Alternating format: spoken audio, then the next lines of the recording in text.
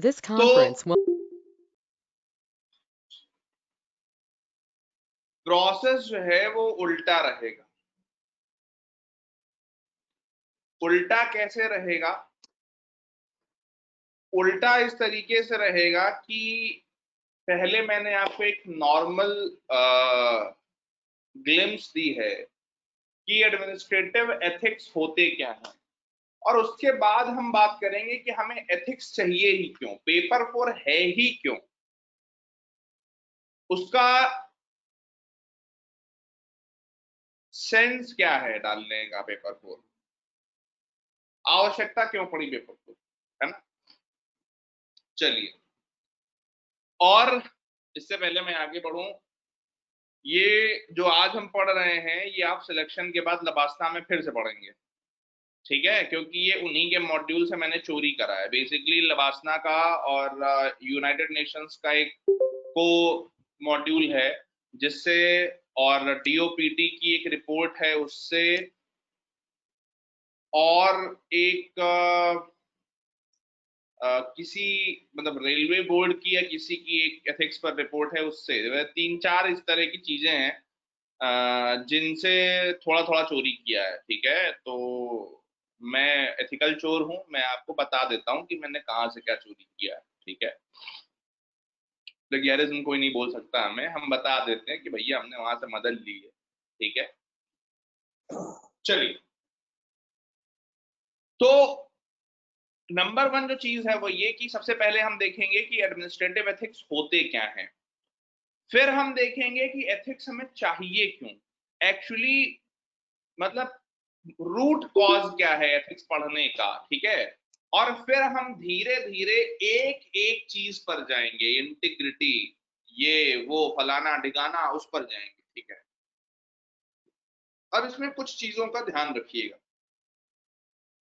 Paper 4 की एक बड़ी अच्छी ट्रेट है, वो क्या कि वो आपको जो मार्क्स देता है वो बहुत देता है, लेकिन आपको ये बहुत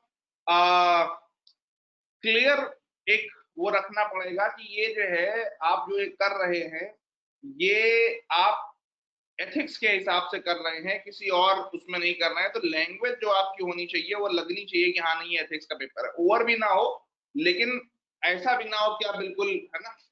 खैर, सबसे पहले administrative ethics. Ethics, as far as administration is concerned, shall mean when a civil servant pledges himself to। अब आप जरा समझिएगा कि आपके लिए एडमिनिस्ट्रेटिव एथिक्स क्या है, ठीक है। और मैं आपको इसलिए मैंने शुरुआत इसलिए यहां से की है कि हम पहले आपको एडमिनिस्ट्रेटिव एथिक्स बताएं, उसके बाद जो है दूसरी चीजें बताएं। क्यों? क्योंकि कई बार ये होगा कि जो हमने पहली बार पहले दिन यानी आज के दिन जो हम एडमिनिस्ट्रेटिव एथिक्स पढ़ रहे हैं वो एडमिनिस्ट्रेटिव एथिक्स कई बार कंट्रावीन कर रहे होंगे, अगेंस्ट जा रहे होंगे किसके? हमारे प्रोफेशनल एथिक्स के, सॉरी हमारे पर्सनल एथिक्स के, ठीक है ना। तो उस चीज को जो है वो आप ध्यान रखिएगा। फिर uphold the rule of law, सबसे बड़ा एथिक्स आपका क्या है? अपहोल्डिंग रूल ऑफ लॉ जो है वो आपका सबसे बड़ा एथिक्स है, कि आप जो भी लॉ ऑफ द लैंड है उससे के अलावा जो है आप कुछ नहीं करेंगे। यानी कि जब हम कहते हैं कि हमारा सबसे बड़ा एथिक्स क्या है, तो हमारा सबसे बड़ा एथिक्स है धर्म। अब ये धर्म क्या होता है? धर्म का मतलब होता है रूल ऑफ लॉ। धर्म का मतलब रिलीजन नहीं होता है। मैंने 7,07,87 बार इस बात पर आपको जोर दिया है। जब भी हम कहते हैं कि ये हमारा धर्म है, धर्म का मतलब होता है हमारी ड्यूटी है। तो हमारी सबसे बड़ी ड्यूटी क्या है? कि रूल ऑफ लॉ को अपहोल्ड करें, यानी कि एक तरीके से धर्म को अपहोल्ड करें। इसीलिए आपने देखा होगा धर्मो रक्षति रक्षता, धर्मो रक्षति रक्षता, ये आपका उनका वो है, कोट है, मतलब सॉरी क्या बोलते हैं, मोटो है, ठीक है। तो ध्यान रखिए कि सबसे बड़ा एथिक्स क्या है? Upholding the rule of law. यानी कि you would not do anything which contravenes law, ठीक है ना। Promote and open and transparent administration. अब आप जरा समझिए, जीएस पेपर 2 में जो है वो ट्रांसपेरेंसी और अकाउंटेबिलिटी आपका मतलब आपके सिलेबस का पार्ट है। जीएस 4 में जो है वो एडमिनिस्ट्रेटिव एथिक्स में सबसे बड़ा पॉइंट क्या है, promote and open and transparent administration.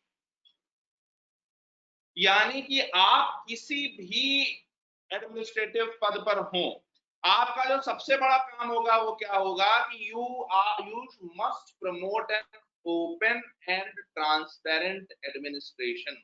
ये आपके एथिक्स हैं, ये एडमिनिस्ट्रेटिव एथिक्स हैं, ये आपने करना चाहिए।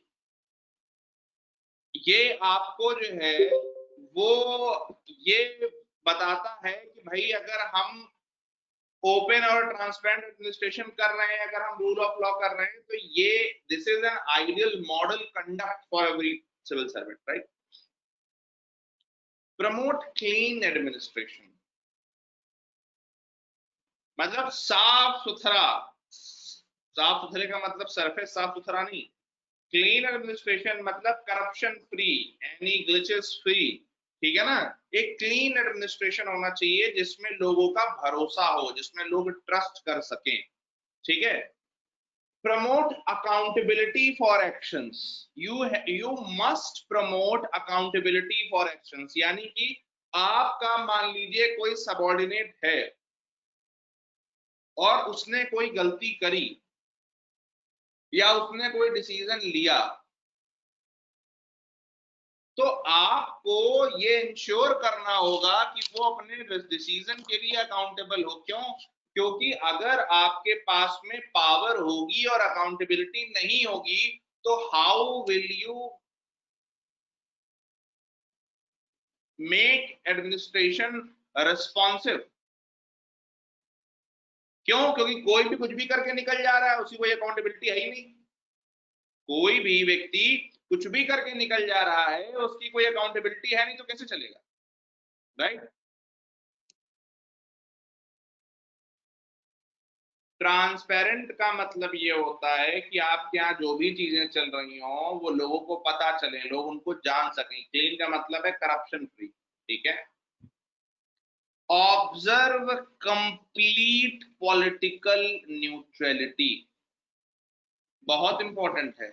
ऑब्जर्व कंप्लीट पॉलिटिकल न्यूट्रलिटी, यानी कि राजनैतिक तौर पर आप जो है वो बिल्कुल पॉलिटिकली न्यूट्रल होने चाहिए। कोई भी आपके प्री कॉग्निटिव बायस नहीं होने चाहिए। जैसे कि आपने देखा कि हाई कोर्ट के जज थे, इस्तीफा दिया, एक खास पार्टी में आए, जज रहते हुए उन्होंने कुछ डिसीजन दिए थे माल्या वगैरह के उसमें, ठीक है ना।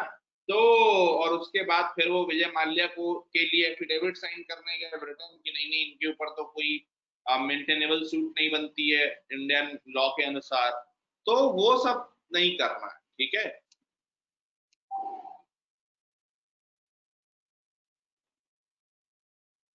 गिव फ्री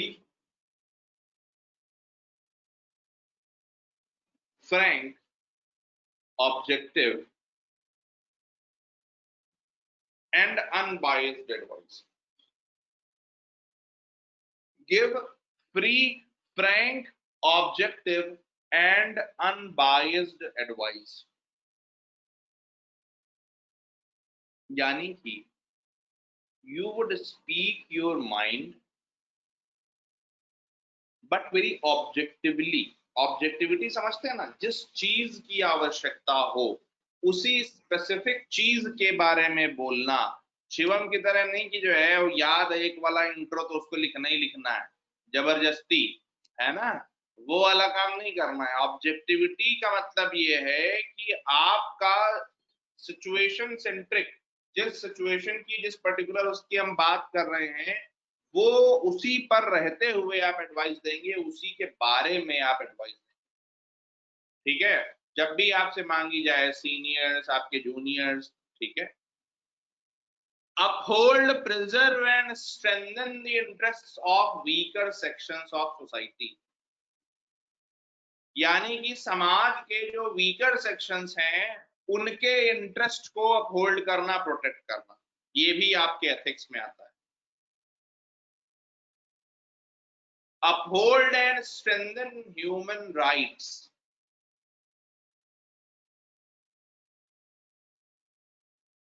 अब आप अगर देखें तो हो सकता है कि कई बार आपके एडमिनिस्ट्रेटिव एथिक्स ही कंट्राडिक्टरी हो जाए। मेरी बात समझ रहे हैं कि मान लीजिए आप जम्मू कश्मीर में पोस्टेड हैं या कहीं और इस तरह की कॉन्फ्लिक्ट सिचुएशन में पोस्टेड हैं, तो हो सकता है कि आपके एडमिनिस्ट्रेटिव एथिक्स ही एक दूसरे से कंट्राडिक्टरी हो जाए। तो उस केस में क्या होगा अभी आगे देखते हैं।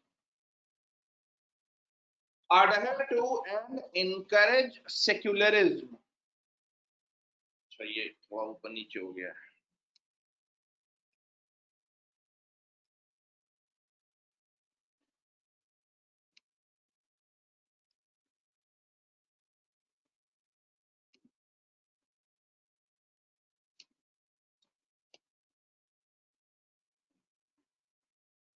ठीक है, adhere to and encourage secularism, यानी कि आप किसी भी जाति, धर्म, संप्रदाय के प्रति झुकाव नहीं रखेंगे, आप न्यूट्रल रह करके काम करेंगे। ठीक है, सेक्युलरिज्म का मतलब हमारा वाला सेक्युलरिज्म जो हम आजकल ये जो बड़े बड़े आजकल कुछ ज्यादा पढ़ लिख गए हैं वो वाला सेक्युलरिज्म नहीं है। सेक्युलरिज्म का मतलब है कि you won't be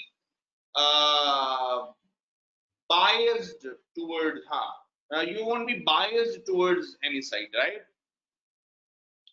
Gratification, not to accept or give any money to other allurements as illegal gratification, यानी कि आप किसी भी तरह का पैसे का इलीगल लेन देन नहीं करेंगे, किसी भी तरह का पैसे का कोई भी रिश्वतखोरी, घूसखोरी आप नहीं करेंगे। Uphold the integrity not only of self but also of the system as a whole। ये बहुत ज्यादा बड़ा पॉइंट है। क्यों कह रहा हूं मैं बहुत ज्यादा बड़ा पॉइंट है? इसलिए कह रहा हूं कि कई बार जो है जब हम इंटीग्रिटी की बात करते हैं, ये इंटीग्रिटी किस चिड़िया का नाम है ये हम आगे देखेंगे। जब हम अपने चरित्र की मजबूती की बात करते हैं, अपनी चरित्र की अखंडता की बात करते हैं कि हम जो है डिगेंगे नहीं अपने उसूलों से, तो हमें ये ध्यान रखना होगा कि हम सिर्फ अपनी उसूलों को प्रोटेक्ट करने के लिए नहीं निकले, हम सिर्फ अपने कैरेक्टर की इंटीग्रिटी को प्रोटेक्ट करने के लिए नहीं निकले,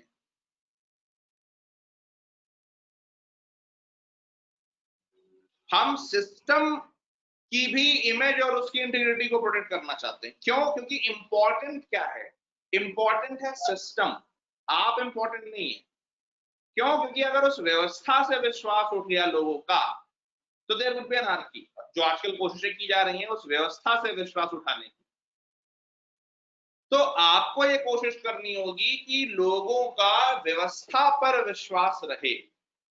ठीक है, scrupulously observe standards of rectitude and undertake not to approach any politician, industrialists or any outside the normal hierarchy for obtaining any posting, transfers and personal benefits of any kind।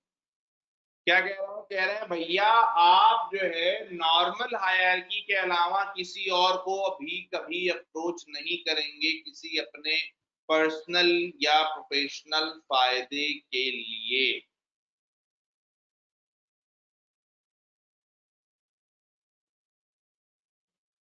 क्यों? क्योंकि अगर आप अप्रोच करेंगे तो फिर वो आपका use करेगा। ठीक है, strive to be role model for others. Strive to be a role model for others यानी कि लीडिंग बाय एग्जांपल। ठीक है, हाँ भाई, आप कोई सवाल पूछ रहा था, बताओ।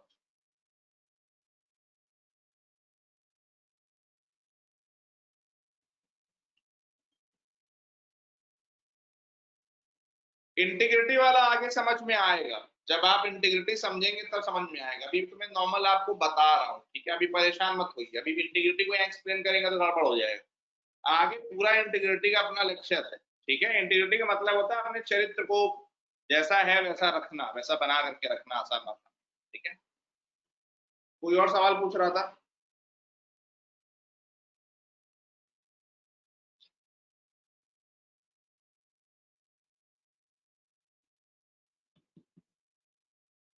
सेकंड लास्ट पॉइंट का मतलब ये है कि आप किसी भी एक्सटर्नल इन्फ्लुएंस को अप्रोच नहीं करेंगे किसी प्रोफेशनल गेन के लिए, किसी को आप सिफारिशबाजी नहीं करेंगे, ठीक है। चलिए, ये तो एक नॉर्मल ओवरव्यू है। We would keep coming back to this, we would keep coming back to this, परेशान मत होइए, एक जनरल रीडिंग है, ये तो बस बताया है मैंने आपको, तो बहुत परेशान मत होइए इसके लिए हम एक एक इसके पॉइंट पर बात करेंगे, ठीक है। वाई एथिक्स, एथिक्स क्यों चाहिए, प्रैग्मेटिज्म वर्सेस एथिक्स, सब होगा, परेशान मत होइए। एथिक्स हमें क्यों चाहिए? एक शब्द होता है कॉम्पिटेंसी, ठीक है, एक शब्द होता है कॉम्पिटेंसी। कितने लोग समझते हैं कॉम्पिटेंसी क्या होती है? What is competency?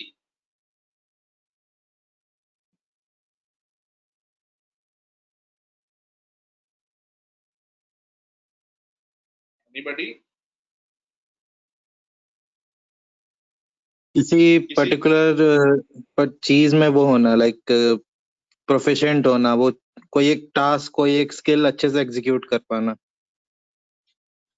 और यूनिक स्किल, अच्छा, और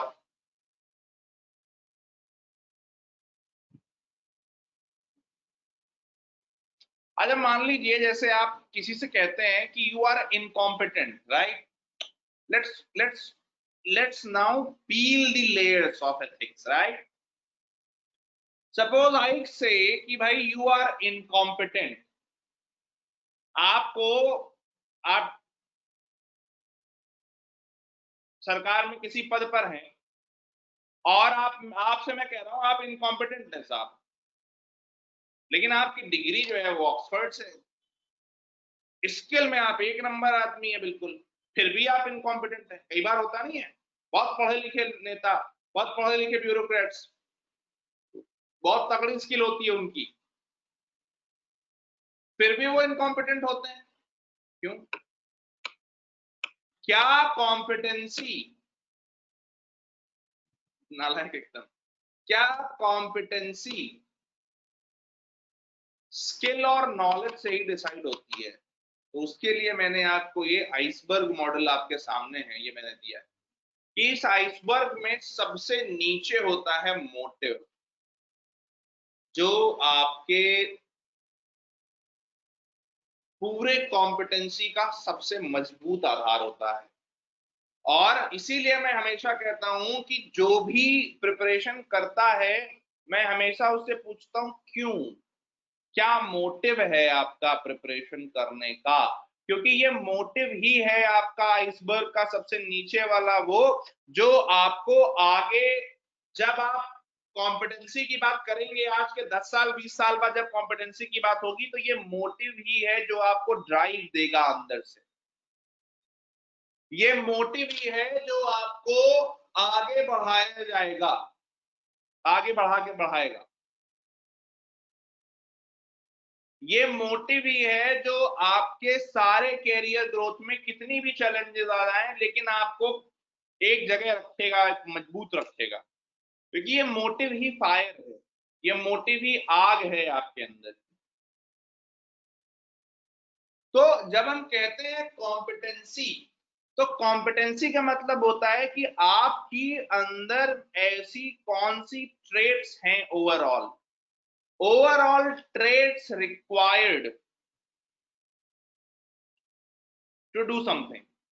it is not only about skill knowledge, जब हम ट्रेड्स कहते हैं तो बहुत सारी चीजें, ठीक है।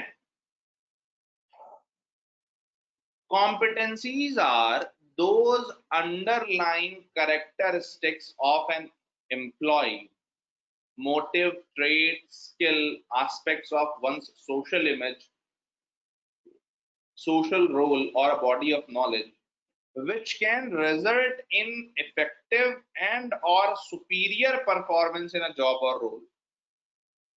आप समझ रहे हैं कि कॉम्पिटेंसी जो है वो एक कैरेक्टरिस्टिक्स का सेट है जो आपके अंदर होता है, आपका मोटिव, आपका ट्रेट, आपका स्किल, आपकी सोशल इमेज। कई बार होता है कि people are driven by this factor कि नहीं, I got to have a strong social standing, like people should know me because of my work, right. होता है ना कुछ लोगों में यश की, कीर्ति की चाह होती है, उनको लगता है नहीं मैं अपने काम से जाना चाहूं, मेरे काम में मेरे जैसा कोई दूसरा ना हो, I should create a niche for my self, कि नहीं मैंने ये किया। इट इज नॉट दैट कि उनमें बहुत अहम होता है, इट इज दैट कि एक अच्छा करने की ललक होती है, ख्यात कीर्ति की आशा होती है, राइट। तो एक तो नंबर एक आप इस चीज को ध्यान रखें कि आई जो हमारा कॉम्पिटेंसी है, कॉम्पिटेंसी का मतलब होता है कि आपके अंदर में कौन कौन सी ट्रेड्स हैं ऐसी, ठीक है। आइसबर्ग मॉडल में अबव वाटर लाइन दो होती है, स्किल एंड नॉलेज, ठीक है। क्या है knowledge? Knowledge is the operational और technical understanding a person has about something, किसी भी चीज की जो आपको एक किसी चीज के बारे में ज्ञान है। And skills are the things a person can do, ठीक है। स्किल मतलब आप कंप्यूटर में बहुत प्रोफिशिएंट हैं, आप बहुत अच्छे से कोडिंग जानते हैं, वो सारी चीजें। For example keyboarding on a computer और राइटिंग अ रिपोर्ट, ये आपकी स्किल हो गई, right. Some skill like thinking about new ideas or how to solve a problem are actually below the waterline because it's harder to see someone actually doing it. जो इस तरह की problem solving attitude है या एक innovative approach की attitude है, that is a personality trait, right. वो आपके अंदर है, वो आपकी पर्सनालिटी में एम्बेडेड है, वो ऊपर नहीं दिखती है, वो कोई चार किताबें पढ़ के बनाई गई नहीं है, ठीक है। तो इस चीज को ध्यान रखें कि अबव वाटर लाइन और बिलो वाटर लाइन का मतलब ये है कि एक होता है जो नॉर्मल आपको दिखती है, नॉलेज है हाँ है लो डिग्री, स्किल है हाँ है लो लेके दिखा देते हैं, लेकिन जो इस तरह की चीजें हैं ये आप दिखा नहीं सकते, right. While knowledge and skills are the most common means of matching people to jobs, it is important to note that rarely do they differentiate performance. आप समझिए क्या कह रहे हैं? कह रहे हैं भैया कि नॉलेज और स्किल जो होता है वो परफॉर्मेंस पर बहुत बड़ा, कहते हैं ना, एक्सपोनेंशियल इंपैक्ट नहीं डालता है। Most often they represent the baseline requirements for a job. अगर यूपीएससी बाकी सारे लोगों की तरह एग्जाम लेने लगे तो वो इसी बेसलाइन रिक्वायरमेंट पर आ जाएगी, लेकिन उन्होंने एग्जाम को इस तरह से डिजाइन करके रखा है कि एक साल पूरा प्रीलिम्स, फिर 3 महीने बाद मेंस, फिर इंटरव्यू, कि वो एक साइकिल में आपके अंदर की जो भी ट्रेड्स होती हैं वो निखरती हैं, आप बहुत कुछ नया सीखते हैं। तो वो आपको एक इस दिशा में भी ले करके जाता है कि आपको एक समझ में आता है कि अच्छा हाँ यार, मतलब it is not only about, जैसे परसिवरेंस बहुत बड़ी ट्रेट है यूपीएससी में, पेशेंस बहुत बड़ी ट्रेट है, ट्रेनिंग कंट्रोलिंग योर माइंड बहुत बड़ी ट्रेट है। इसके बिना आप, मैं कह रहा हूँ न्यूटन बन जाए, आप एग्जाम नहीं निकाल सकते। क्योंकि आप एग्जाम वाले दिन तक सस्टेन ही नहीं करोगे। कितने लोगों को मेरी बात समझ आ रही है?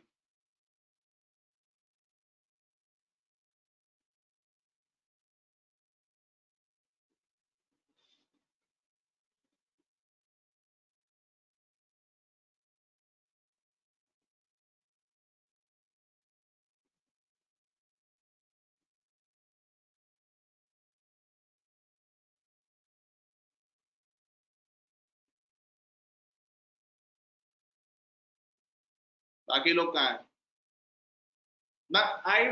I want everybody to listen and be responsive. जब मैं एवरी बोल रहा हूं तो एवरी, कोई इसमें अपने आप को खलीफा ना समझे कि लाल टोपी लगा करके वो थोड़ा दूर बैठे हो। लाल टोपी से इशारा मिल गया होगा।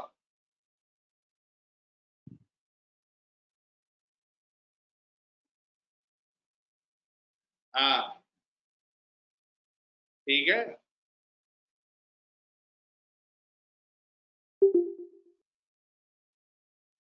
सुनो ध्यान से, मारेंगे झापड़ तुमको भी हम।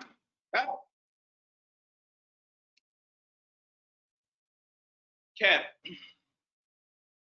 तो जब हम ये कह रहे हैं कि स्किल एंड नॉलेज, तो स्किल एंड नॉलेज,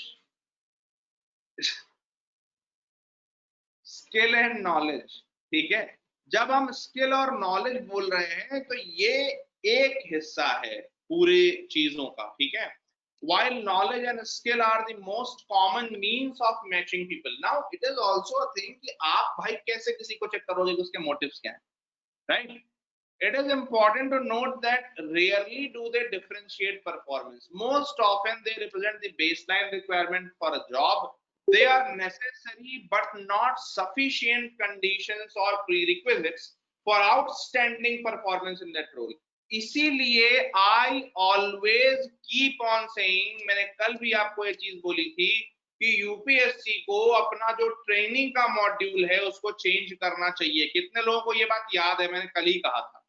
क्यों? क्योंकि आप जो एग्जाम लेते हैं, बंदा जो सेलेक्ट होकर के जा रहा है, उससे स्किल पता चल रही है, नॉलेज पता चल रही है, कुछ हद तक ट्रेड्स वगैरह भी पता चल रही है, बट फिर भी वो उतना होलिस्टिक नहीं है जितने की हमको और आपको आवश्यकता है।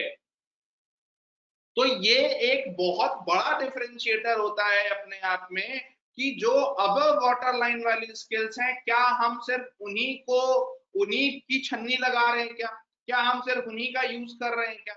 क्यों? क्योंकि एज यू हैव रेड कि they are necessary but not sufficient conditions और prerequisites for outstanding performance in the role, yes और no?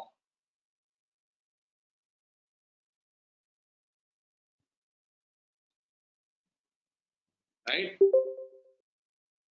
Excellence usually demands on the more deep-seated characteristics of the person. और इन्हीं deep-seated characteristics के लिए हम पढ़ते हैं ethics। यानी कि the entire argument for keeping paper 4 is to make you realize what characteristics, what traits you have or you should have that will make you more competent। पहले तो ये बात समझिए कि पेपर 4 का सारा आर्गुमेंट ये है कि वो आपको एडमिनिस्ट्रेटिव एथिक्स, पर्सनल एथिक्स, इन सब के द्वारा आपके अंदर वो स्किल, वो कैरेक्टरिस्टिक्स डालना चाहते हैं जो नॉलेज और एथिक्स, नॉलेज और स्किल के अलावा आपको जरूरत है। हाँ या ना?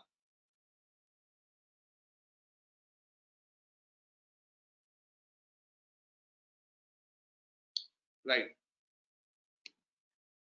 अब आते हैं बेलो दी वाटर लाइन पर, जिनको कहते हैं personal characteristics, right? The other factors related to performance are more personal and harder to see in someone like the rest of the iceberg below the waterline. Also, like an iceberg, with most of the ice below the waterline, the factors below the waterline are significant drivers of higher performance. यानी कि if you are an entrepreneur, if you are UPSC, or if you are a civil servant who is looking to hire few people, you should evolve an examination, you should evolve a type of exam, something that will test these skills, below the waterline skills. And that is why I keep on saying, आपको जितना मैं ज्ञान देता हूं वो इसके अलावा इनको मजबूत करने पर ज्यादा होता है कि अगर आपके पास ये नहीं है तो आपको मैं 101 रुपए वाली नोटरी पे लिखवा के दे सकता हूं कि you won't survive, you won't go very far. 100 रुपए की नोटरी आती है, 101 की नहीं आती, शायद भूल गया हूं। ठीक है, ठीक है।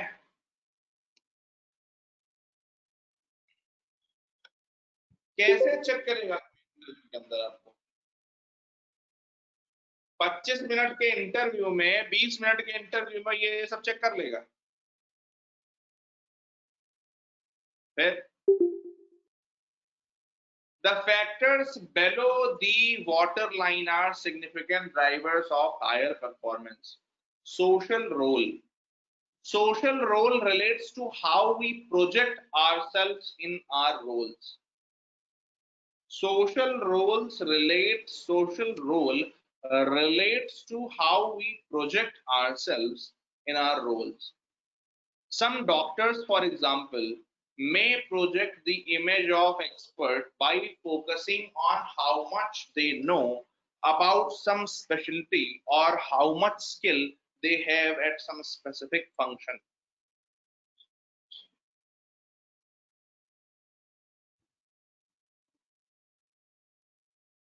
It is about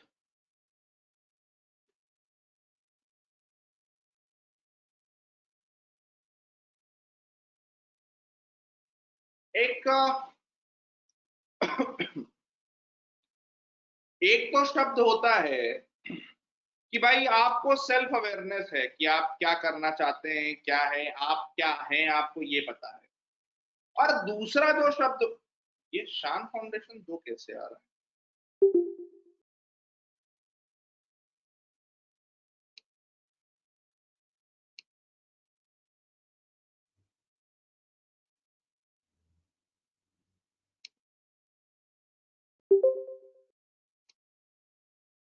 हाँ मतलब ये कैसे भाई?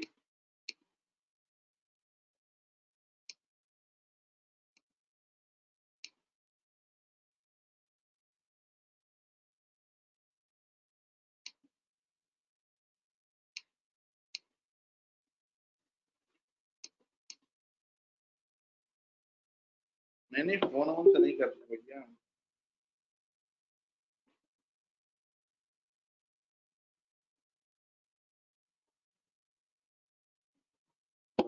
चलिए, तो सोशल रोल का मतलब ये है कि एक तो है सेल्फ अवेयरनेस, दूसरा है कि हाउ यू प्रोजेक्ट योरसेल्फ। मतलब आप अपने ऑर्गेनाइजेशन में अपने आप को क्या, किस तरीके से आप ऑफर करते हैं, मतलब what are the things that you can do, right.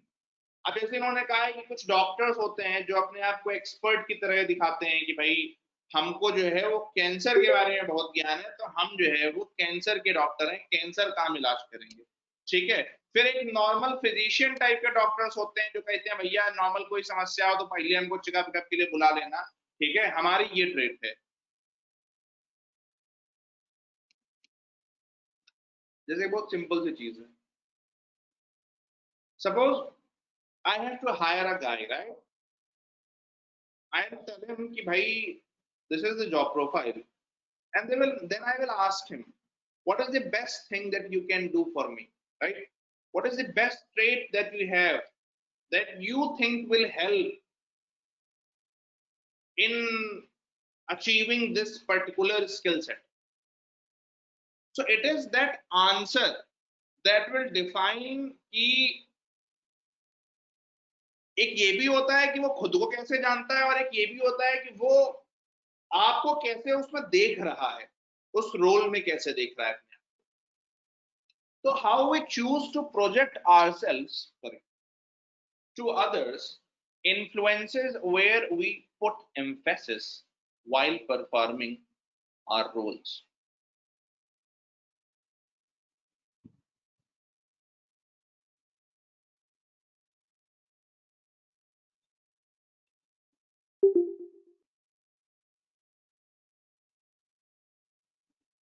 अच्छा, लाइन बहुत इंपॉर्टेंट इसलिए है कि वो ये भी बता रही है कि जब हम अपनी ड्यूटी या अपना कोई ऑर्गेनाइजेशनल रोल, किसी एक ऑर्गेनाइजेशन में जो हमारा काम है, जब हम वो कर रहे होते हैं तो हम किस चीज पर इन्फेसिस रखते हैं, और हम अपने आप को जिस तरह से प्रोजेक्ट कर रहे हैं वो हमारे ऑर्गेनाइजेशनल गोल के लिए कितना मतलब कितना उसके लिए फ्रूटफुल होगा, ठीक है ना। तो इस चीज को जो है वो ध्यान रखिएगा। Self image, self image relates to the attitudes and values we hold. अब एक बात बताओ यार, इसमें लिखा क्या है कि self image relates to the attitudes and values we hold, मतलब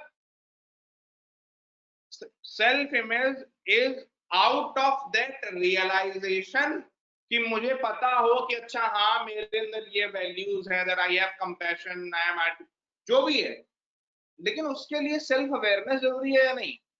कितने लोग मेरा पॉइंट समझ रहे हैं? सेल्फ इमेज के लिए सेल्फ अवेयरनेस जरूरी है या नहीं?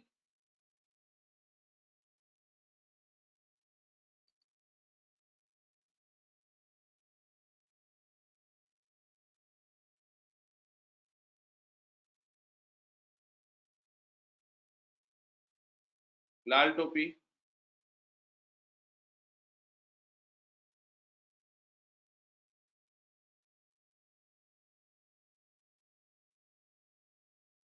लाल टोपी, हाँ, इतनी देर क्या लगती टाइप करने में है? तो सेल्फ इमेज के लिए सेल्फ अवेयरनेस जरूरी है, और सेल्फ अवेयरनेस जो है वो आती है जब आपको एक्चुअली पता होगा कि कौन सी वैल्यू क्या है। मतलब अगर आपको ये पता है कि दिस इज कंपैशन, तो ही जो है आप अपने आप को कर पाएंगे ना, क्या you should know about the values पहले, कि कंपैशन है क्या, एम्पैथी है क्या, सिंपैथी है क्या, इंटीग्रिटी क्या है, प्रोबिटी क्या है, आपको पहले वो पता तो होना चाहिए ना, then only you can have self awareness. क्या ये बात सही है? हाँ या ना? मतलब सेल्फ इमेज के लिए सेल्फ अवेयरनेस, और सेल्फ अवेयरनेस के लिए उन वैल्यूज की अवेयरनेस होना जरूरी है। हाँ या ना? ये बात समझ रहे हैं मेरी? राइट। यानी कि लाल टोपी, यानी कि सेल्फ इमेज के लिए सेल्फ अवेयरनेस, सेल्फ अवेयरनेस के लिए जो है वो आपके एथिक्स जो हैं, जो वैल्यूज हैं, उनके बारे में अवेयरनेस। ठीक।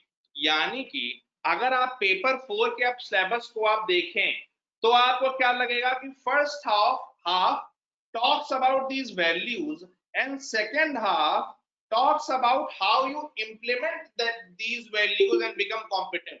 पहले हाफ में है एथिक्स, प्रॉपर्टी, ये वो, दूसरे हाफ में गवर्नेंस में एथिक्स, प्रोफेशनल एथिक्स, फलाना ठिकाना, आरटीआई, ये वो, ठीक है ना। तो कहने का मतलब ये है कि आप की जो सेल्फ इमेज बन रही है वो सेल्फ इमेज बन कैसे रही है, आप अपने आप को जानते हैं, ठीक है, उसके आधार पर जो है वो आप आगे बात पूरी बना रहे हैं। और ये जो सेल्फ इमेज आपकी बनी है, ये सॉरी, ये जो सेल्फ अवेयरनेस आपकी हुई है, ये अवेयरनेस हुई है उन वैल्यूज, उन एथिक्स के आधार पर जिनके बारे में आपको जानना जरूरी है। राइट।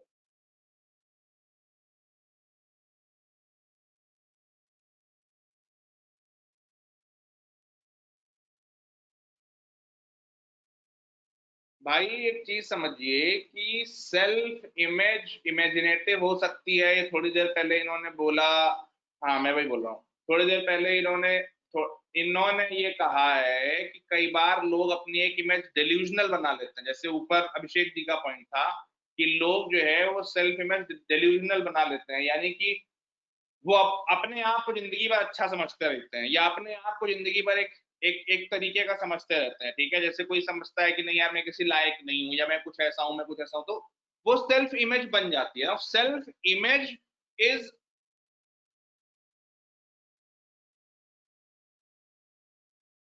हम जो बात कर रहे हैं कि सेल्फ इमेज सेल्फ अवेयरनेस से बने, वो होना चाहिए। हम जो बात कर रहे हैं कि सेल्फ इमेज जो है वो सेल्फ अवेयरनेस से बने, वो होना चाहिए। पहली चीज तो ये समझ लीजिए, ठीक है ना। बिल्कुल। हम बात कर रहे हैं क्या आइडियल सिनेरियो क्या है, ठीक है, कि मतलब चीजें कैसे चलनी चाहिए। अब सेल्फ इमेज तो बंदा कई बार जिंदगी की एक घटना से बना लेता है, ठीक है, अपने बारे में। तो मैं उस साइकोलॉजिकल उसमें नहीं जा रहा वसुधा जी, ठीक है ना। क्या होता है, उसके 10 तरीके के वो हैं कि वो सेल्फ इमेज अपनी 10 तरीके की चीजों से बना सकता है। कोई इवेंट हो जाए उसकी जिंदगी में जो बहुत ड्रास्टिक इम्पैक्ट उस पर डाले, उस वो इमोशन कई बार सारी चीजों को ओवर पावर कर देता है, ठीक है ना। हमारा जो मामला है वो ये है कि पहली चीज तो ये कि सेल्फ इमेज बननी चाहिए सेल्फ अवेयरनेस से। It should not over power your self awareness. Any emotion, any one incident in your life should not overpower your entire personality या जो भी आपकी सारी पर्सनल ट्रेड्स हैं। इवन कोई एक ट्रेड आपकी, वो भी सारी चीजों को ओवर पावर नहीं करनी। जैसे कुछ लोग कहते हैं मैं इमोशनल हूं, तो आपका जो इमोशनल होना है वो आपकी जो और पर्सनल ट्रेड्स हैं, जो रेशनैलिटी है, जो बाकी सारी चीजें, उनको ओवर पावर नहीं करना चाहिए। तो हम जो बात कर रहे हैं वो बात सारे पॉइंट्स के फाइन बैलेंस पर आधारित है, जो हम आगे देखेंगे अभी, ठीक है। किसी को कोई और सवाल हो तो बताइए।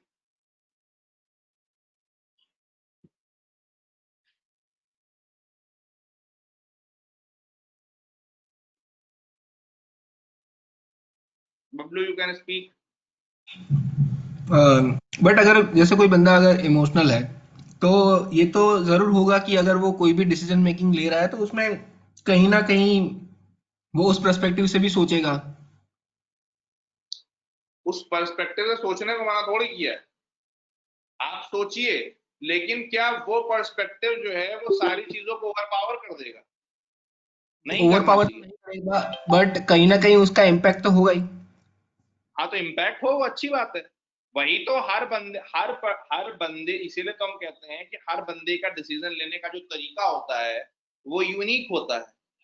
तो वो उस पर इम्पैक्ट होना चाहिए, और रेशनैलिटी शुड आल्सो कम इन, ठीक है ना। और आप जो है वो सिचुएशन सेंट्रिक डिसीजंस लेते हैं। अभी सब हम आगे बात करेंगे इस पर, जहां पर आपको लगता है कि यहाँ माई इमोशन, जब आप कहते हैं ना सेल्फ रेगुलेशन, आप अपने आप को रेगुलेट कैसे कर रहे हैं, तो वो रेगुलेशन जो है वो सिचुएशन ड्रिवन होता है।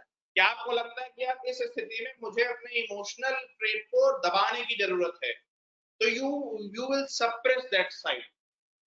सेल्फ अवेयरनेस मीन्स कि यू नो दैट मुझे पता है कि मेरे अंदर इमोशन है, ये है वो है, but when I am confronted with professionalism, so I will try कि आई शुड अपना जो इमोशनल वाला एंगल है मैं उसको दबा सकूं, right. But that should also be situation based. ऐसा नहीं कि हर बार मैं प्रोफेशनलिज्म के आगे इमोशन को दबाऊंगा। कहीं कहीं पर अगर सिचुएशन वैसी है तो I would allow that emotion to over power professionalism, right. तो आपका ये सारा जो खेल है वो ड्रिवन है सिचुएशन से, ठीक है ना। और इसीलिए हम कहते हैं कि your EQ should be important, emotional quotient should be important, कि आपको पता हो कि मेरे अंदर ये इमोशंस हैं और मैं जो है वो किस स्थिति में इसका यूज करूंगा, किस स्थिति में इसको दबाऊंगा। वो है सेल्फ अवेयरनेस। सब बात समझ रहे हैं सब लोग?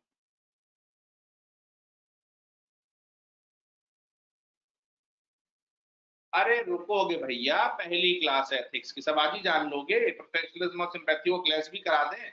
अभी ना सिंपैथी पता है ना प्रोफेशनलिज्म पता है।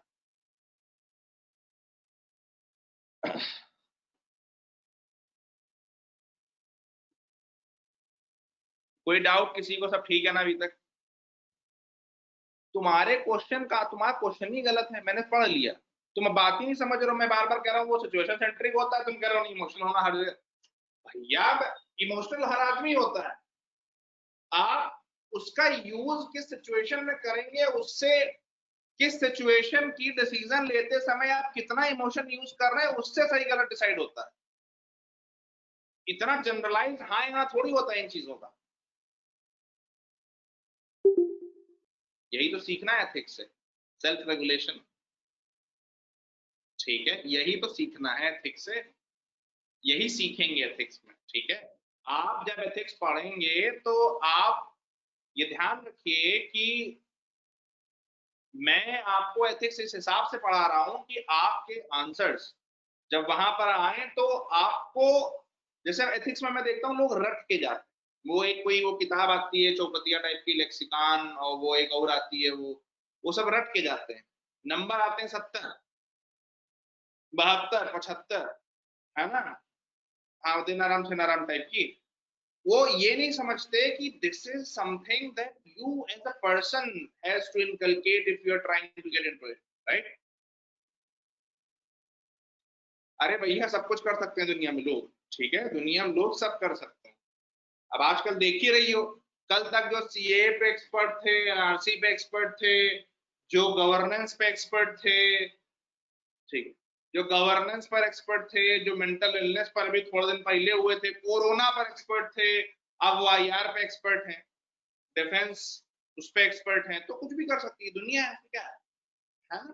तो जो बंदा अपने भाई के लिए खड़ा नहीं हो सकता वो देश चीन को आइसोलेट कराने पे देश के मजे ले रहा है।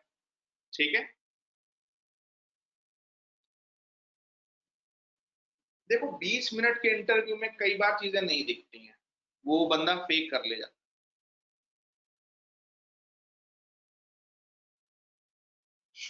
सही बात है, सही बात है, राइट।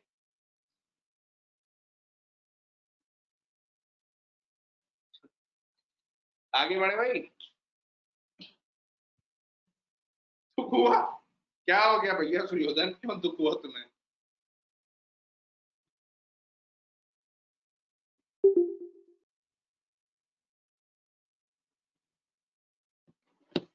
अच्छा, चलिए, हाँ बिल्कुल बिल्कुल। अरे इतने तमीज से ना पूछा करो, यहाँ आदत नहीं है मुझको। मिली, बताओ।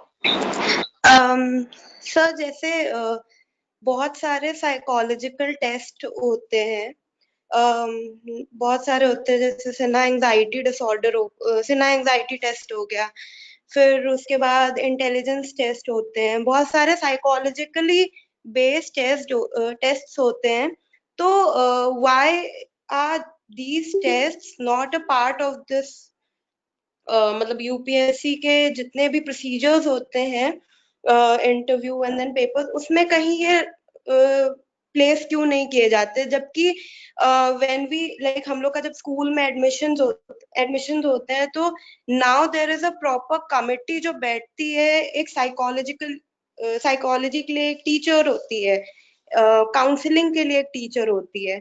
तो व्हाई इज इट नॉट, मतलब जब स्कूल लेवल पे ये चीज हो रही है तो व्हाई इतनी बड़ी पोस्ट के लिए ये क्यों नहीं है?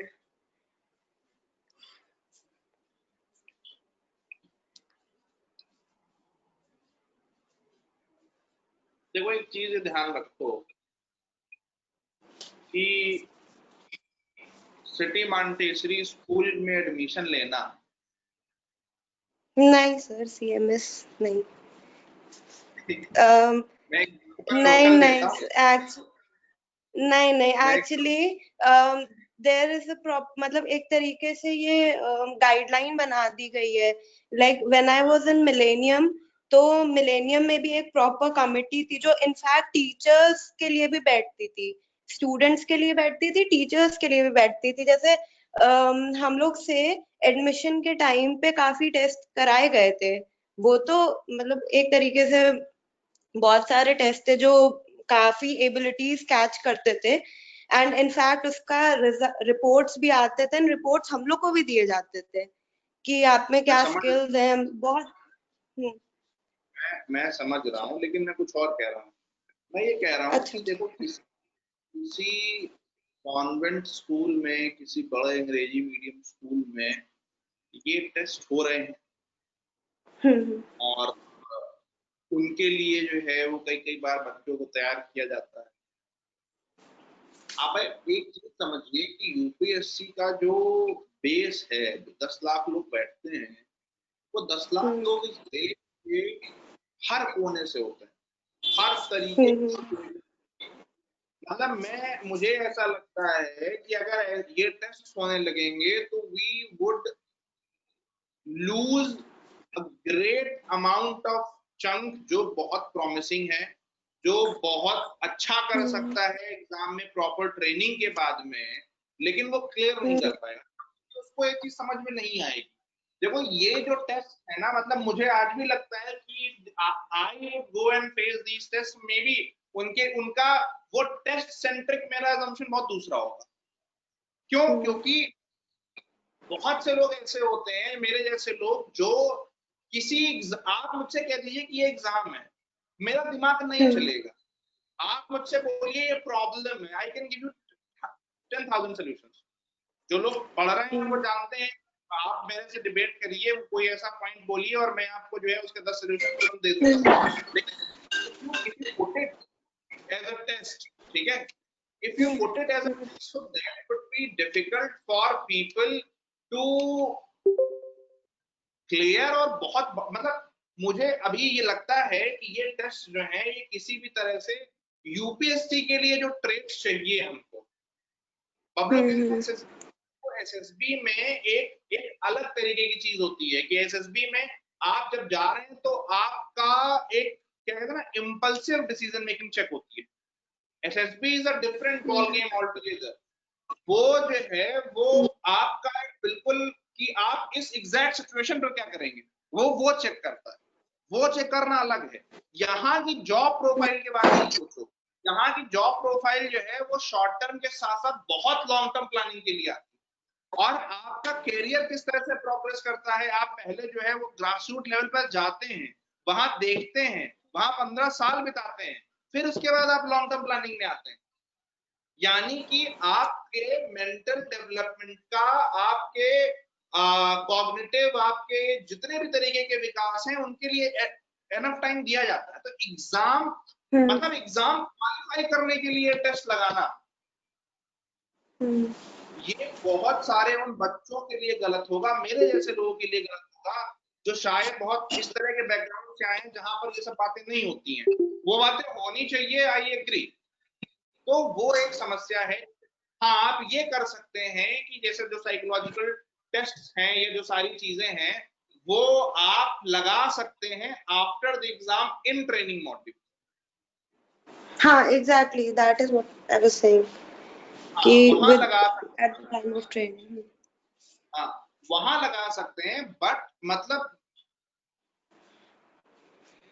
Psychological text can not define a person, मतलब as far as I am concern. क्यों? क्योंकि आप मेरे से मान लीजिए अभी मैं किसी साइकोलॉजिस्ट के सामने बैठा हूं and I am thinking about something really really disturbing या रियली रियली डीप, जो मतलब जो जिसका मेरी लाइफ में बहुत प्रोफाउंड इम्पैक्ट रहा हो, और अगर अभी वो मेरे से बात करें, हो सकता है उसको लगे कि यार ये तो गलत, ये तो पता नहीं, ये तो क्या, तो कल सुसाइड कर लेगा। But he actually don't know that I have a control on my mind, that I am using those emotions to power me for my future endeavors. Because बहुत सारे लोग हैं जो प्रिपरेशन के दौरान मिले, जो साइकोलॉजी में बिल्कुल एकदम महारत हासिल किए हुए थे, when I talk to them, मुझे हमेशा लगता था कि ये पकड़ ही नहीं पा रहे हैं, मतलब ये वो पकड़ रहे हैं जो मैं अभी बोल रहा हूँ। तो that is the point कि वो बहुत मोमेंटस होगा। Sir, I disagree with the fact कि ट्रेनिंग के बाद भी लगाना चाहिए। पहले बहुत लोगों ने मैसेज कर डाले हैं, एक बार देख लें। साइकोलॉजी टेस्ट काफी जनरल होते हैं and a lot of test have loopholes, even the IQ test in psychology isn't fair. अच्छा, ठीक है, पेरेंट्स ठीक है।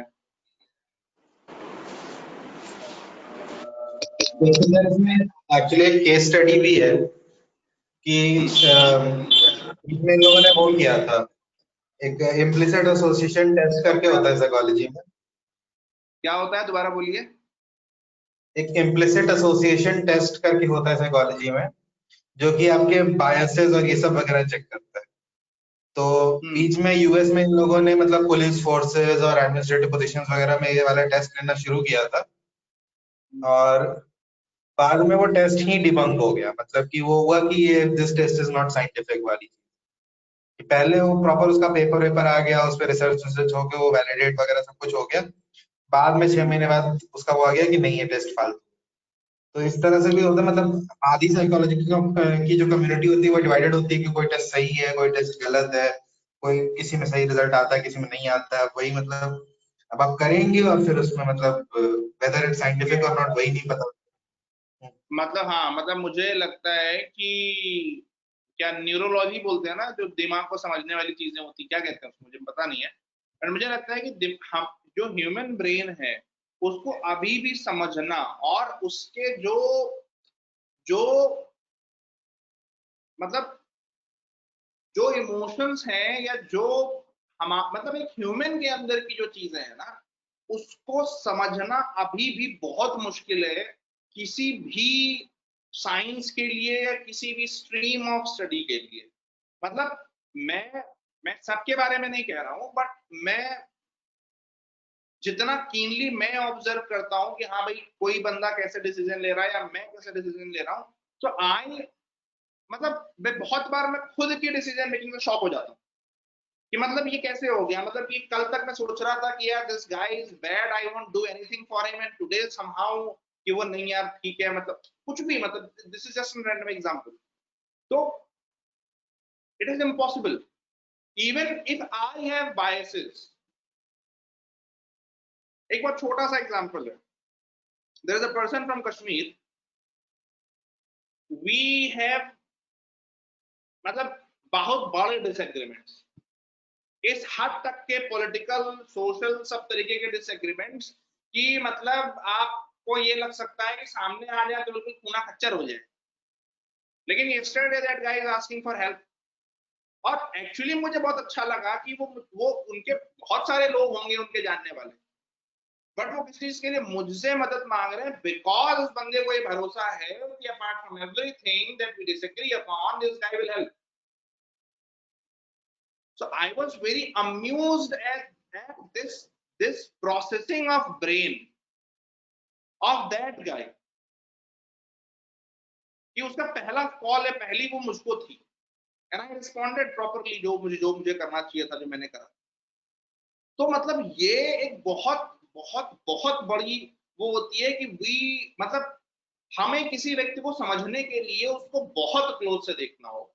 I always think, जैसे जो आप सेल्फ अवेयरनेस की बात कर रहे हैं, so I always think when I take a decision, I think ये मैंने क्यों लिया होगा, या मैंने ये काम क्यों किया होगा, and somehow I always go back to my roots, how I was brought up in my family, in my school, my ideological जो एक seeding मेरी हुई, I always go back to those things, and I think that all my decisions today, all the traits I have, they are coming from there.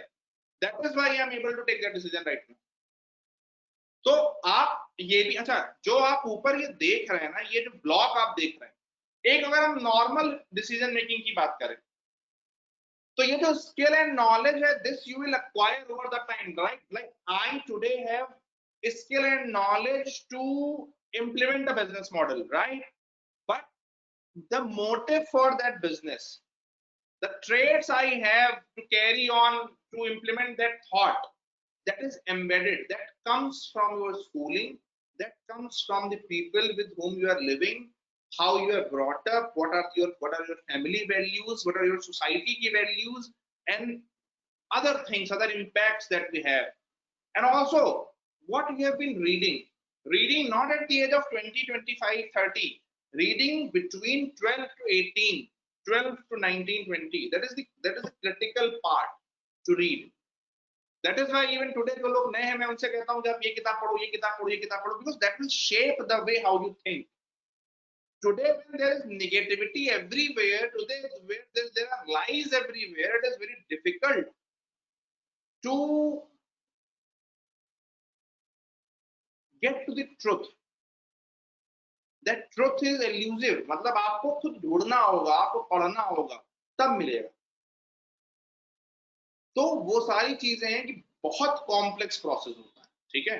Suyodhana, तुम्हारा कहना था कि training के बाद भी लगाना चाहिए, इससे आप डिसएग्री करती हैं, बताएं क्यों?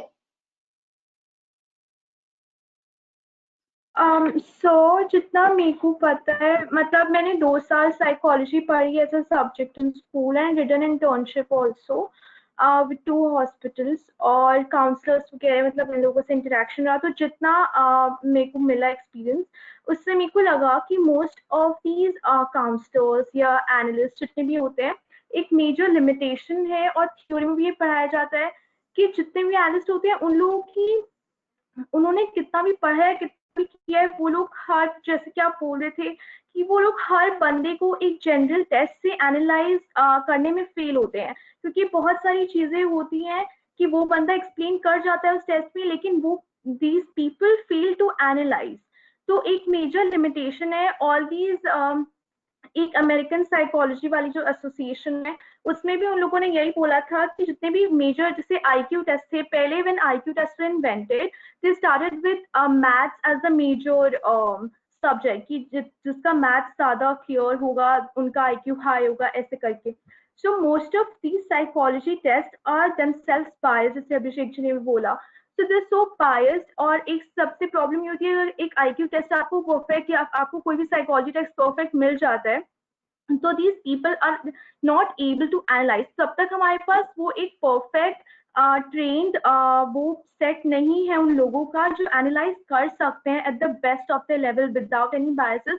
तब तक मेरे को नहीं लगता कि किसी भी बड़े लेवल पे आपको अप्लाई करना चाहिए। भाई देखिए, मैं इस बात से सहमत हूं, और मैं, चलो ठीक है, मैं ये कह रहा हूं कि आप ट्रेनिंग के बाद भी आप साइकोलॉजिकल टेस्ट ना लें, लेकिन जो साइकोलॉजी पढ़ाने का या इंटरपर्सनल स्किल्स को समझाने का या डेवलप करने का जो मॉड्यूल है, वो गहरा होना चाहिए। मतलब उन ट्रेड्स के बारे में समझ गहरी होनी चाहिए, ठीक है ना। जैसे अभी हम आपको पढ़ाएंगे जब, तो आप देखेंगे कि बहुत सारी केस स्टडीज हैं, बहुत सारी चीजें हैं जिनके आधार पर हम आपको पढ़ाएंगे, तो आपको लिए बहुत थ्रेड्स उसके खुलने लगेंगे, तो वो रख सकते हैं, राइट। खैर, तो हम लोग सेल्फ इमेज पर थे। Self image relates to the attitudes and values we hold, what is important to us as individuals and how we feel about ourselves। ये बड़ी इंपॉर्टेंट चीज है।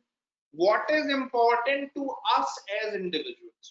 कई लोगों के लिए कैरियर प्रोग्रेशन मैटर करता है, कई लोगों के लिए कुछ लार्जर गोल मैटर करता है, कई लोगों के लिए how you do things matter करता है, कई लोगों के लिए रिजल्ट मैटर करता है। तो व्हाट इज इंपॉर्टेंट आपके लिए, इसकी अवेयरनेस होना बड़ा जरूरी है। And how we feel about ourselves, because आप अपने बारे में कैसा फील करते हैं, आई रिपीट, आप अपने बारे में कैसा फील करते हैं,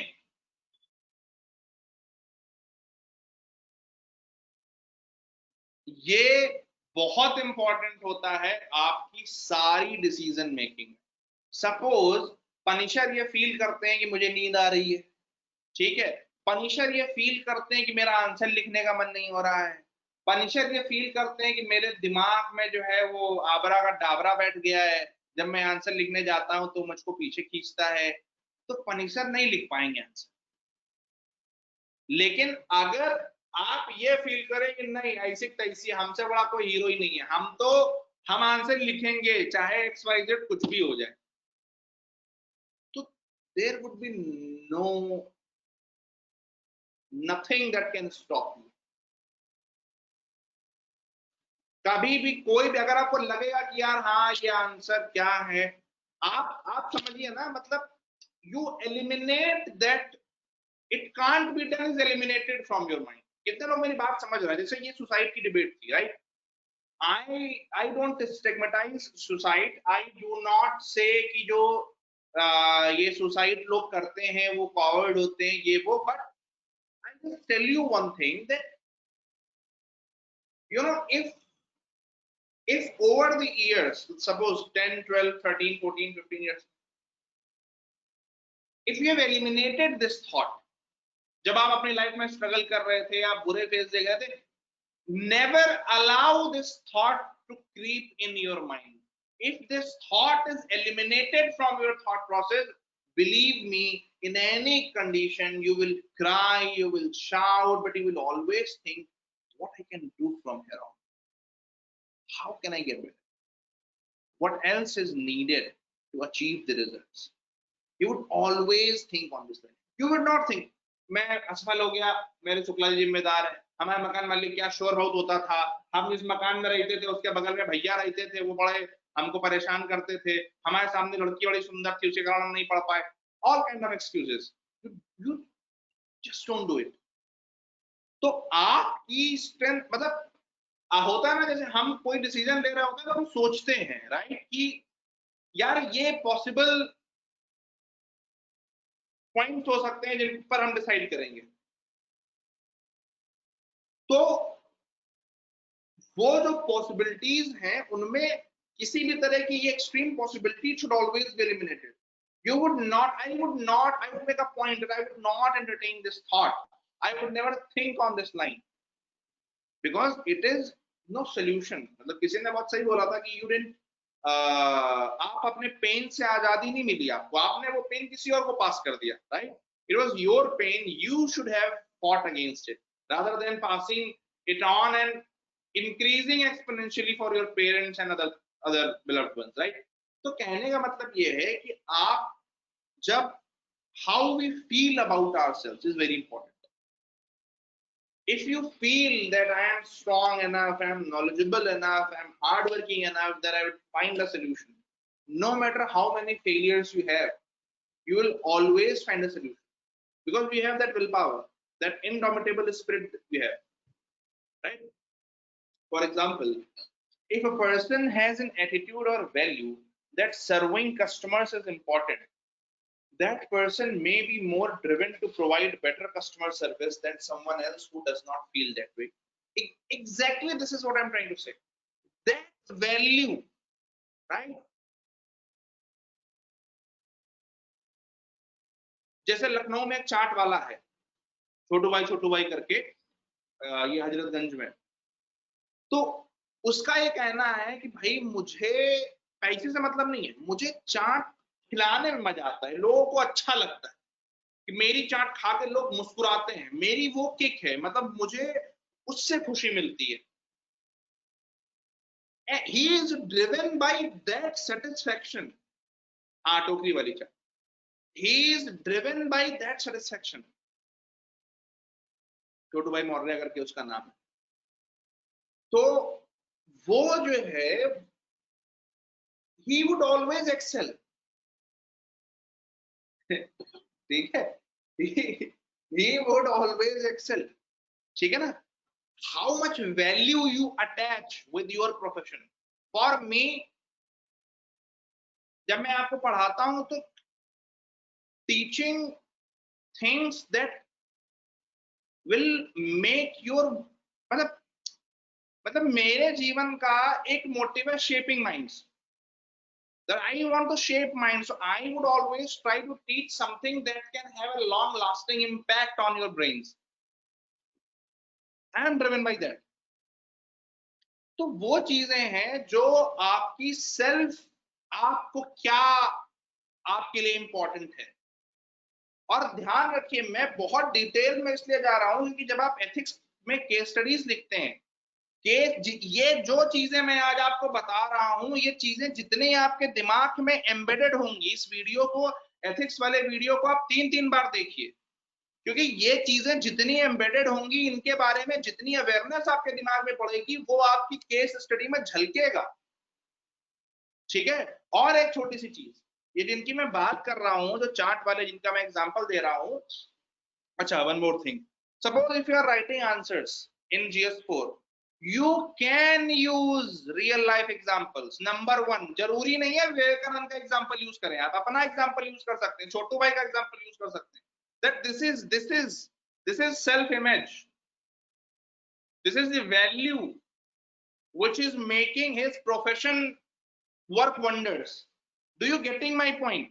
You can quote real life examples because end of the day, the first half of the paper, the question they give is to test that how you what is your understanding of ethics.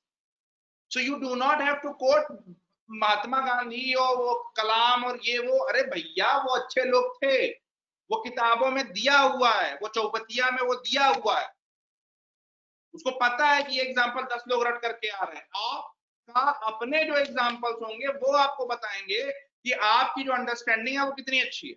Yes और no?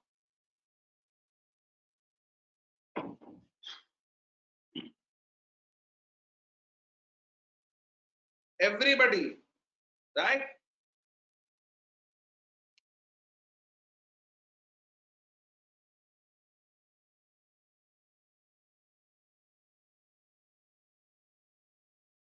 मुझे सबके yes नहीं मिले भी।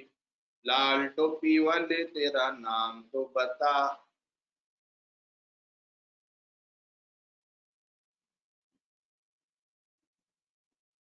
ठीक है, आप हर answer में दे सकते हैं। Paper 4 is about you, remember this thing.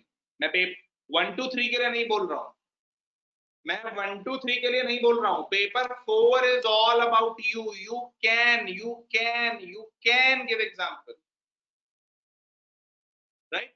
अब एक छोटी सी एग्जाम्पल, छोटा सा कहानी, और you can use these. You can, बस कहीं कीट कहीं करोड़ा, भान मत गिने कुनबा जोड़ा, 1996 नहीं होना चाहिए, ठीक है?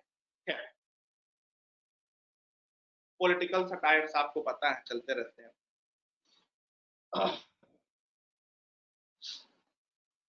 अटल जी ने 96 में विश्वास मत के दौरान ये बोला था कि क्या राष्ट्रपति जी भानुमति के कुनबे को बुलाते सरकार बनाने के लिए? तो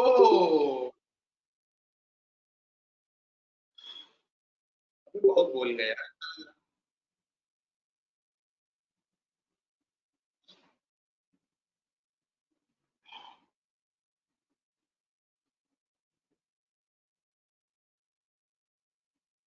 बिल्कुल दे सकते हैं, पेपर 4 में, पेपर 4 में मिली।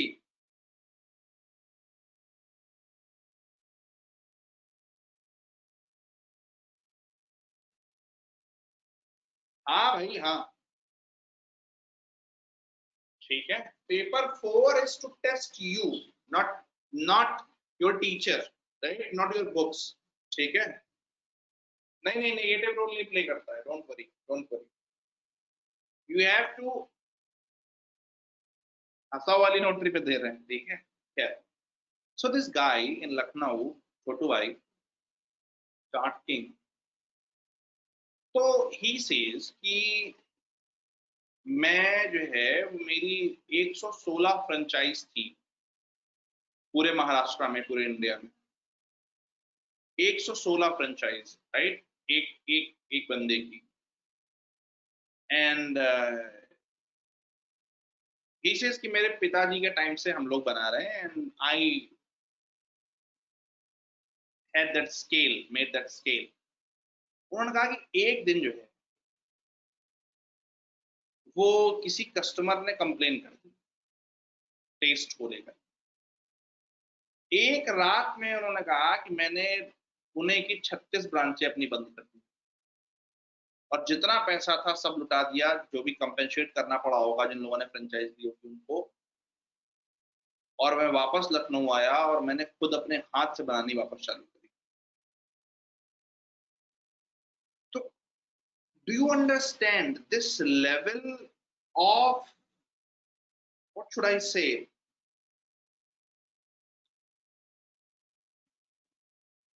You know,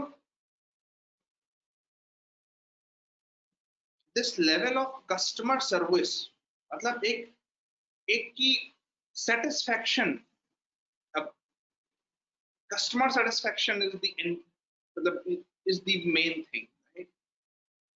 And he says कि मैं टोपी, वो टोपी लगाते हैं, मतलब वो अन्ना हजारे टाइप की टोपी लगाते हैं, और वो कहते हैं कि मैं जब भी चाट बनाता हूँ तो मैं टोपी लगा के बनाता हूँ, ये टोपी मेरी शान है, मेरे फादर के टाइम से हम लोग लगाते आ रहे हैं और इसको लगाए बिना हम चाट नहीं बनाते, और ये मेरा गुरूर है। और कभी अगर मेरे पास कोई आप टेस्ट की कंप्लेन करेंगे तो मैं सॉरी नहीं बोलूंगा, मैं टोपी उतार दूंगा। When he says टोपी उतार दूंगा, he means that I would stop making chart. So when you hear this example, you feel that this guy has a value.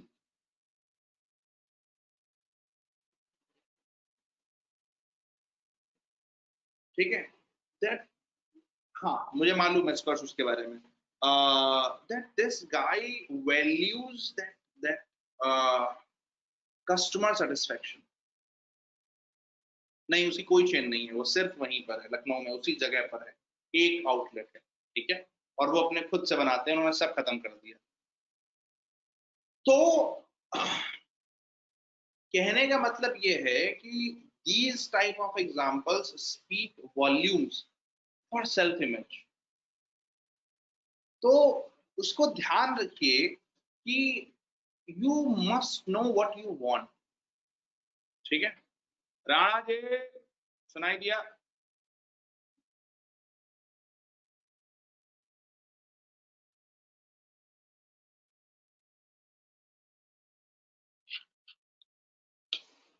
Rana ji आवाज आ रही है?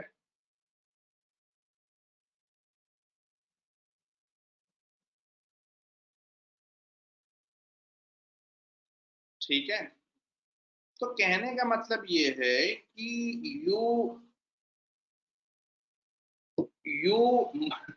you must understand this self image. For example, if a person has an attitude or value that serving customers is important, that person may be more driven to provide better customer service than someone else who does not feel that, right? अब आते हैं traits पर. Traits are the characteristics or consistent response of someone. बड़ी बेहतरीन line है. Traits, चलो तुम लोग पहले कर लो. हाँ भाई, पाव भाजी डिसाइड कर लो, कचौरी पाव भाजी कहाँ बननी है, क्या बननी है, फिर आगे बढ़ेंगे. नहीं अरे ऐसे कैसे, अभी और डिस्कशन करो, अंदर क्या पड़ रहा है, क्या व्यवस्था है, कैसे आसपास जाएगा, कर लो. नहीं ठीक, नहीं हम बैठे नहीं, तो हम तो हमारा क्या है, तो है ही मारेंगे जहां पर 2 बार टिप्पा खाओगे बेटा. Traits are the characteristics or consistent responses of someone, right?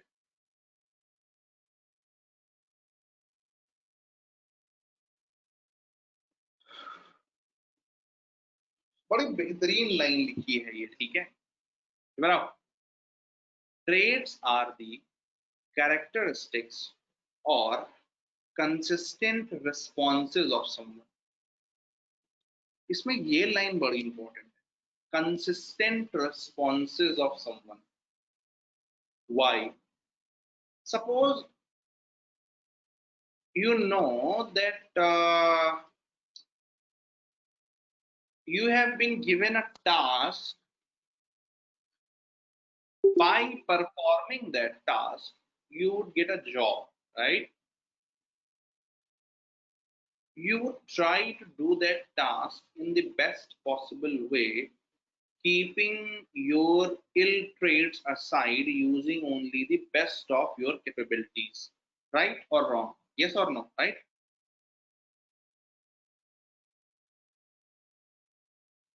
Right.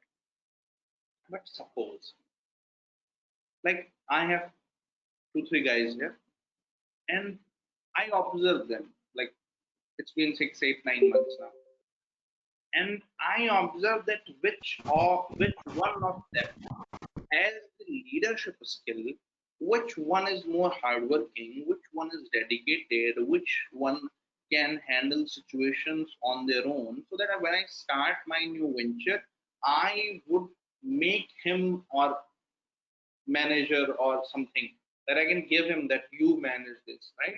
And you just tell me at the end of the day what is being doing. Now this second process, where I have been observing for 8 months, 7 months, that is, I am observing traits. एक दिन में अगर मैं बोलूं कि तुम ये काम करो, तो सब अपना बेस्ट देने की कोशिश करेंगे, सब अपनी आदतों को थोड़ी देर के लिए दबाएंगे, लेकिन जैसे ही वो 1 के बजाय 2 दिन, 4 दिन, 8 दिन, 10 दिन होगा, तो वो कलर बाहर आने लगता है. तो ये जो लाइन लिखी है ना, consistent response of someone, that is reflected in your ACR, annual career report. If you are leader by nature, if you see a problem and you approach that problem with a mindset to solve it, you have that trait. In a year, if you are given, if 20 such situations will come, in 20 of them you would at least attempt to solve those problems. Maybe in 10 you would succeed, in 10 you would fail, but it is that attempt that matters, right? कितने लोगों को Japan और yellow fever वाली कहानी याद है?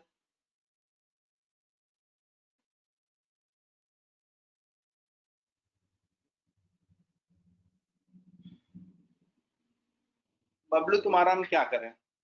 नहीं बबलू तुम हमको बताओ यार, तुम्हारा हम करें क्या? तुमको हम कहाँ ले जाएं? तुम्हारे साथ कभी कभी मालूम है, जैसे वो मिर्चा कूटा जाता है ना, वो जो गांव में होता है बड़ा सा, उसमें उसको ऐसे ही से कूटते हैं, तुम्हारा मन करता कभी तुमको उसमें डाल के कूटे? हाँ ओखली.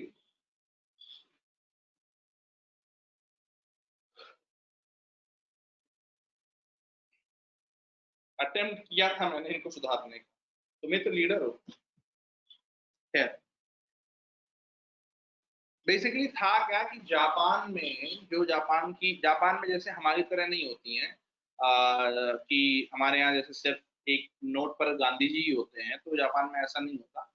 जापान में जो है वो अलग अलग लोग, जैसे एक टाइम पर तो हमारे यहाँ सिर्फ लाल किला हुआ करता था, ठीक है. अब तो हम जैसे काफी सारी चीजें लेकर के आ गए कि डाइवर्सिफिकेशन हो रहा है. कोई ये नहीं पूछ सकता कि भाई इंडिया में लाल किला और ताजमहल के अलावा क्या है, हम बोल देंगे हमारी करेंसी पे है, देख लो. अपार्ट फ्रॉम दैट, जापान में अलग अलग सीरीज होती हैं, जैसे हमारे यहाँ सिर्फ गांधी जी होते हैं, तो उनके यहाँ अलग अलग लोग होते हैं, ठीक है.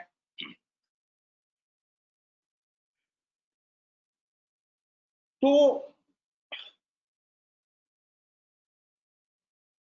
इसी को कहते हैं बबलू रिकॉलिंग, ठीक है. तो उनके यहाँ पर ऐसी ही एक करेंसी पर, मेरा एक दोस्त था जापानीज था, तो मैंने एक दिन उसकी पर्स में देखा ऐसे, मैंने कहा कि भाई ये क्या है, ये नोट थी, तो उसमें नोट में एक भाई साहब बने थे, तो हमने कहा भैया ये कौन है, क्या करते थे ये, मतलब क्या धंधा पानी इनका क्या था? हमारे वाले जो हैं उनके बारे में तो हमने तुमको बता दिया, तुम भी बताओ ये क्या करते थे, क्या उखाड़ा इन्होंने. तो उसने जो बताया, दैट शॉक्ड मी, रियली, मतलब वो बहुत एक गदर टाइप वाली फीलिंग थी. उसने कहा कि ये भैया एक डॉक्टर थे और इन्होंने अफ्रीका में, माइंड यू, अफ्रीका में येलो फीवर को क्योर करने की कोशिश करी थी. येलो फीवर को क्योर करने के लिए कोई वैक्सीनेशन वगैरह बनाना, जो भी कर रहा हूं, that he tried, he failed, right? But even then, after failing, he is on the currency notes. What that tells you about that civilization, what that tells you about that country, that your motives matter, your intentions matter, not the result. Suppose if my brother or my son, daughter, whatever, if I have to evaluate him or her, I would always acknowledge the heart that he or she puts into something, that the motive with which he or she is approaching situation. So बहुत बड़ा example, ठीक है. आपका कौन सी country में दोस्त नहीं है? Chandrayaan 2 is a good example, ठीक है. नहीं, हमारे दोस्त जो हैं वो 7 या 8 कंट्री में है, उससे बाहर नहीं है, ठीक है. ये जो 3 कंट्री बताई इसमें भैया हमारे दोस्त नहीं है, ठीक है. नेपाल में तो है, नेपाल में तो है, ठीक है. आगे पता नहीं, मतलब हमारे साथ ऐसा है कि हमको लोग अपना दोस्त बहुत जल्दी मान लेते हैं, ठीक है. हमारे दोस्त 3 ही 4 हैं, ठीक है, बट हमें दोस्त कहने वाले बहुत मिल जाते हैं, ठीक है. ट्रेड्स, तो traits are the characteristic or consistent responses of someone. For example,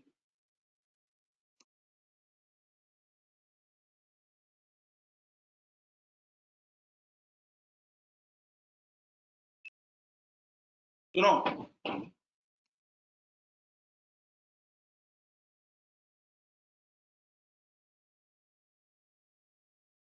ठीक है? For example, someone may demonstrate the trait of self-control consistently when confronted. Someone else may show a consistent concern for detail. A person's traits may be very helpful in a job, especially when the job calls for the kind of traits a person has. Now, I would tell you another thing, another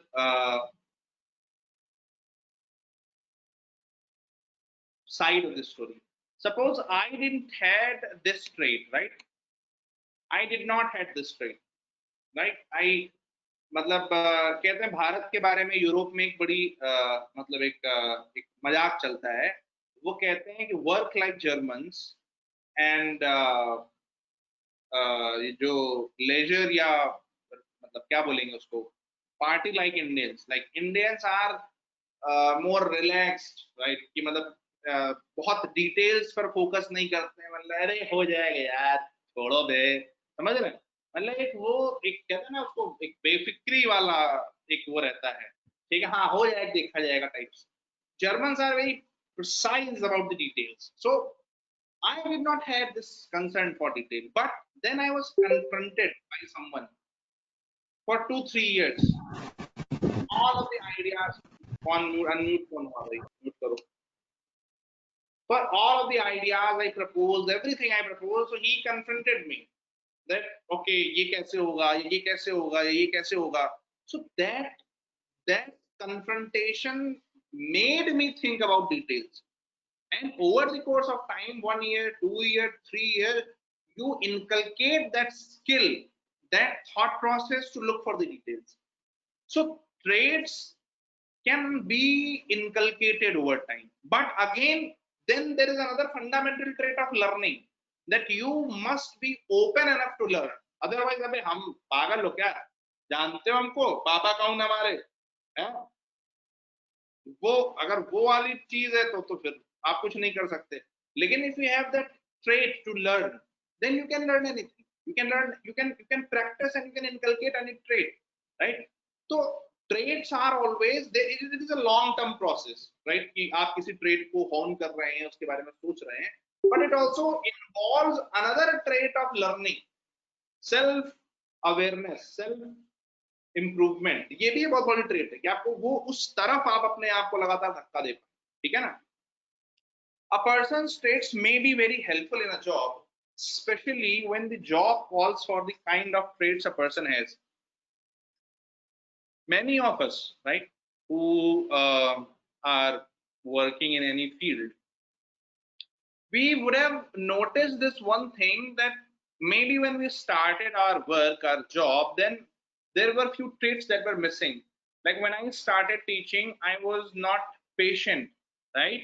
I was not very patient. आप मतलब कोई बंदा मेरे से 2 बार कोई पूछता था, मुझे तीसरे बार लगता था कि मतलब क्या पूछ रहे हो, मारेंगे झापड़ भी, टिप्पा खा इधर गिरो, ठीक है?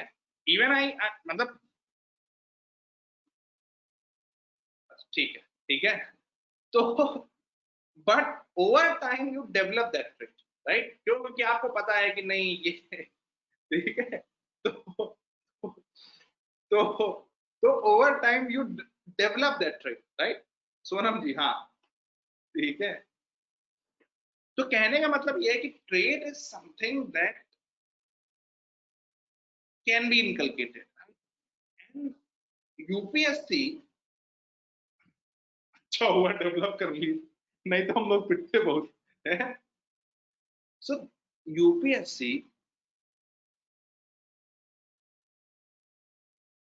tries to force you on this line, जहां पर वो आपसे ये एक्सपेक्ट करता है कि आप कुछ ट्रेड्स को सीखें, आप कुछ ट्रेड्स को इनकलकेट करें, जैसे पेशेंस, परसिवरेंस, है ना, एक अपने आप को, अपने दिमाग पर कंट्रोल होना, अपने आप को, मैं जब अगले टर्न पर आपके सामने आऊंगा तो मैं इमोशनल इंटेलिजेंस वाली बातें भी करूंगा, तो उसमें आप देखेंगे कि एक्चुअली इमोशनल इंटेलिजेंस के 6-7 पैरामीटर है। अगर आपको अपने अपनी इमोशनल इंटेलिजेंस को टेस्ट करना है तो मतलब यू कैन ट्राई कि भाई मुझे टेस्ट करना है, एज इन इनकलकेट करना है, तो यू कैन, एक मिनट रुकना जरा।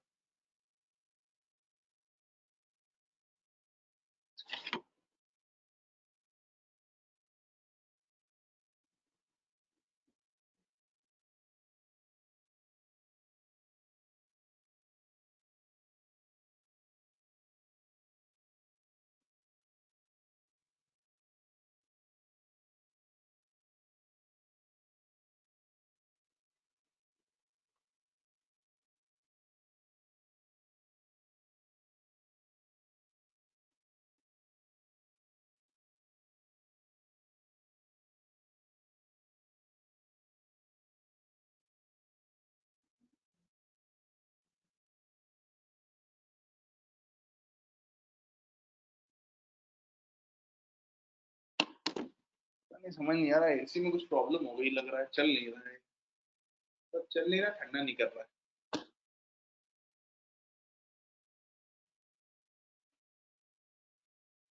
हाँ, एक एक एक चाइना का नहीं है, चुप पे रहो। 1 साल में सिर्फ 2 बार क्लास से गए थे गुस्से में बस। हाँ ठीक है, चलिए। तो क्या बात कर रहे थे भाई अपन?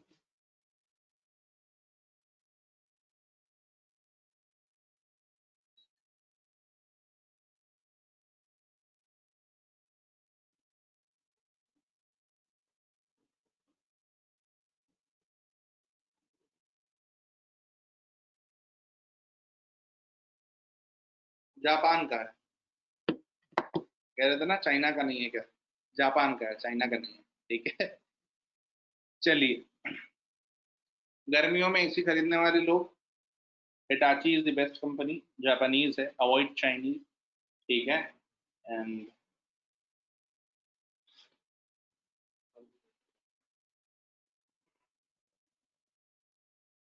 बंद कर दो।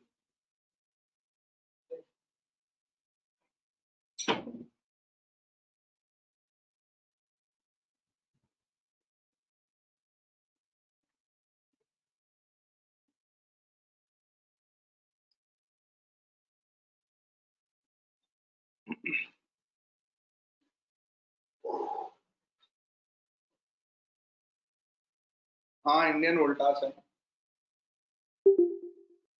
सर आपने एनालाइज किया क्या सबके नेचर में क्या कमी है? हाँ मतलब अब नए वाले लोगों का तो मैं भी कुछ नहीं बोल सकता हूँ, क्योंकि एक्चुअली कमियां समझ में आती है जब आप सामने बैठते हैं, ठीक है। और मतलब वैसे जो है आपका टारगेट चार्ट देख करके मैं एक ट्रेंड निकाल सकता हूँ, लेकिन कमियां जो है वो जब आप सामने बैठते हैं तब आप पता चलती हैं। जैसे रंजीत जी हमारे, ये बड़ा इम्पेशेंट है, ये नोट भेजने के आधे घंटे बाद मैसेज कर देते हैं, सर है, हमको लगता है भाई तुमने इतने नोट भेजे हैं, मतलब भैया 1 दिन का तो समय दो पहले, ठीक है। मेरा बता दीजिए एक बार, तुम्हारा क्या था?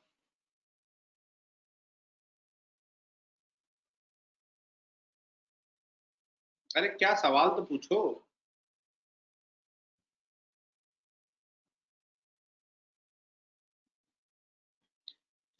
तुम्हारी बात का जवाब पनिशर तो सुयोधन ने दे दिया, तुम बेशरम हो, ठीक है ना, तुम हो बेशरम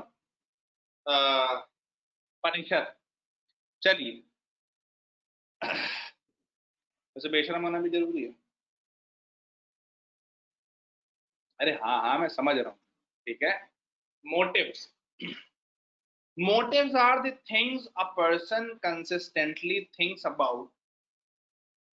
चलने लगा लगा बुरा मान गया, चाइना मीना का तुम लोगों ने। motives are the things a person consistently thinks about or wants। कितने लोग मोटिव और गोल में अंतर समझते हैं? what is the difference between motives and goals? anybody?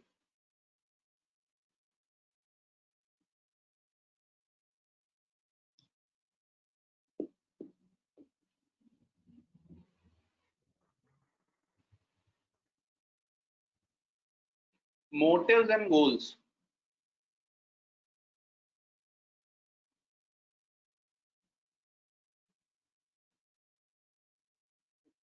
Motives are the things a person consistently thinks about or wants,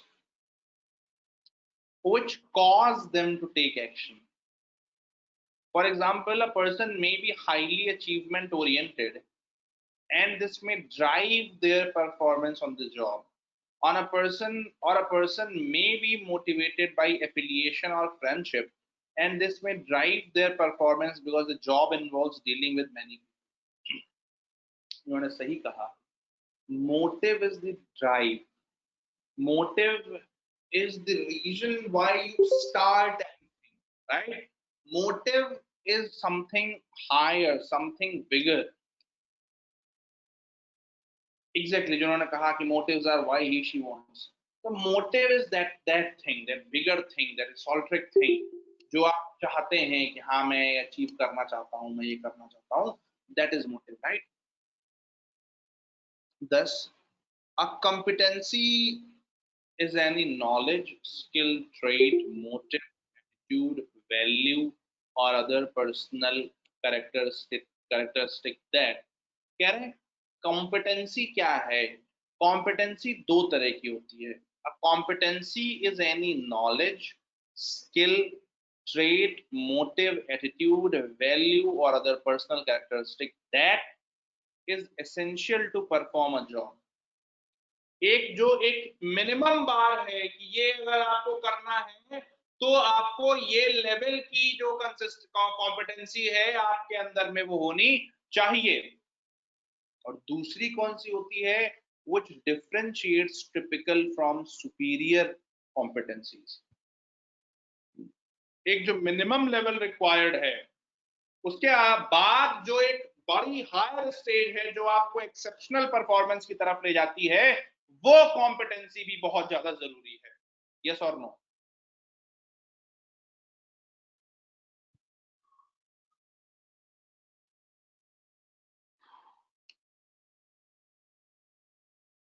right, चलिए अब आते हैं कॉम्पिटेंसी की डेफिनेशन पर. ठीक है, पहला है ईथोस, दूसरा है एथिक्स, तीसरा है इक्विटी, चौथा है एफिशिएंसी. ठीक है, इन चीजों पर डिटेल में बात करेंगे कल. ठीक है, यहां से स्टार्ट करेंगे हम अपना पूरा मामला.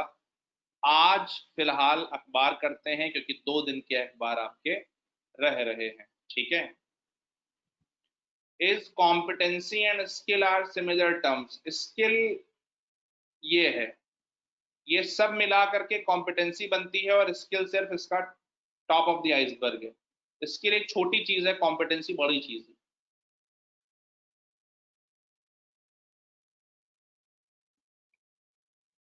ये देखिए यहां से चुराया गया है ना, ये सब पूरा. ठीक है,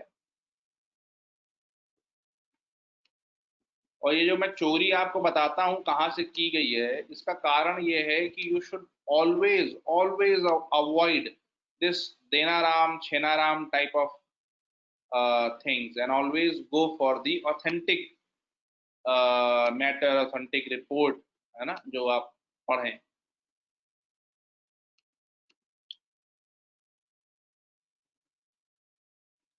मैं तो बड़ा आश्चर्यचकित होता हूँ भाई, लोग पता नहीं मतलब कोचिंगों में पढ़ाते हैं एथिक्स, मुझे लगता है वाह गजब पढ़ा रहे हैं.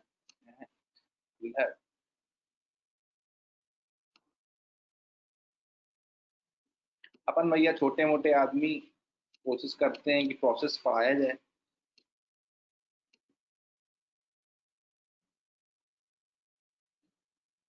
Prime Minister says our meritors sacrifice won't go in vain, right?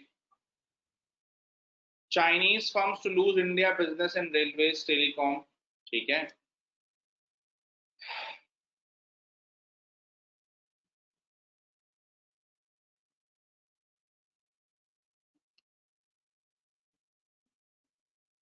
किया जाएगा. Delhi draws hard line for China impact ties, take corrective steps. Actually इसमें एक बहुत बड़ी बात छुपी हुई है। वो क्या? चाइना डिड नॉट एंटीसिपेट कि इस बार उसके जो जो वो ये चीजें करता है उसका इतना बड़ा फॉल आउट होगा। दो तीन चीजें हैं। पहला ये कि जनरली होता क्या था कि आर्मी को फ्रीडम नहीं दी जाती थी। Army use to tow the political establishments line, right? इस बार आर्मी को फ्रीडम दी गई, जिसके कारण वो ब्रॉल हुआ और ब्रॉल में ये सारी चीजें हुई। और दूसरी चीज ये है कि they are dealing with a new type of government, new type of establishment in India. So they also did not anticipate the response to be so hard in terms of economy, in terms of other things. So मतलब कहते हैं ना कि बिल्कुल brazen response है। So now China is worried, Global Times की जो आज की निकल रही है कि India should curb this boycott call और ये सब। Now China is worried about the economic boycott, क्योंकि the last thing they would need, they would want is in these times कोई उनका इकोनॉमिक बॉयकॉट करे। क्यों? क्योंकि चाइना जिस रास्ते की तरफ बढ़ रहा था डोमेस्टिक डिमांड ड्रिवन इकोनॉमी बढ़ने की, दे आर नॉट देयर। ठीक है, मतलब बहुत दूर है वहां से वो। तो आज की कंडीशन में अगर चाइना का आप इकोनॉमिक बॉयकॉट करते हैं तो वो आपको जो है बहुत अलग दिशा की तरफ ले जाएगा। ठीक है ना? खैर,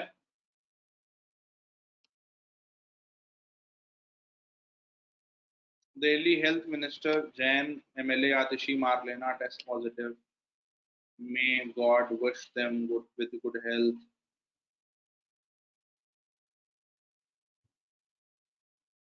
unlock unlock unlock way forward, PM to CM.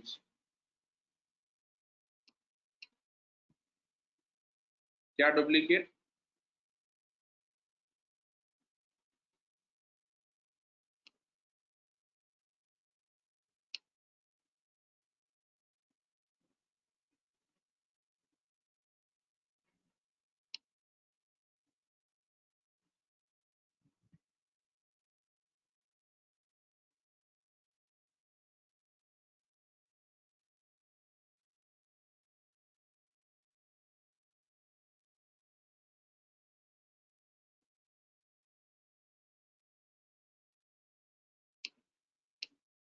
Abhishek ji, domino effect वाली बात समझ नहीं आई।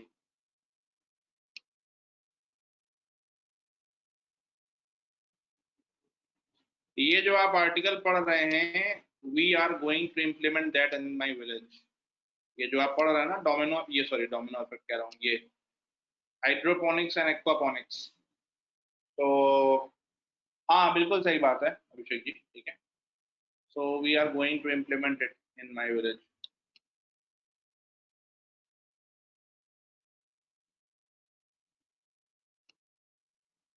मारते मारते मरे हैं, मतलब ये सब आप जब सुनते हैं ना तो बिल्कुल मतलब एकदम कहते हैं ना, एकदम थरथराहट सी छूट जाती है बदन में। मतलब कितना शौर्य होता है। हाँ, मतलब कि आप सोचिए।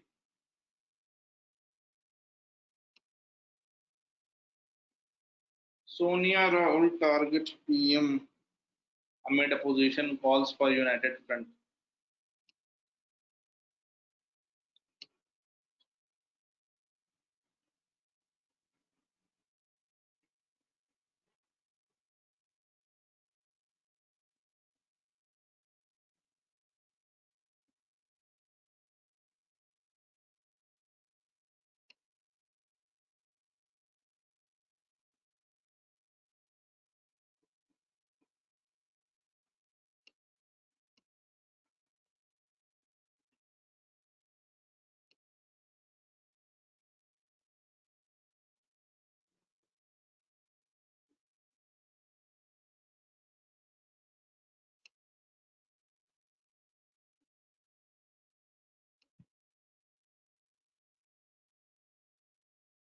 राम माधव जी का आर्टिकल है।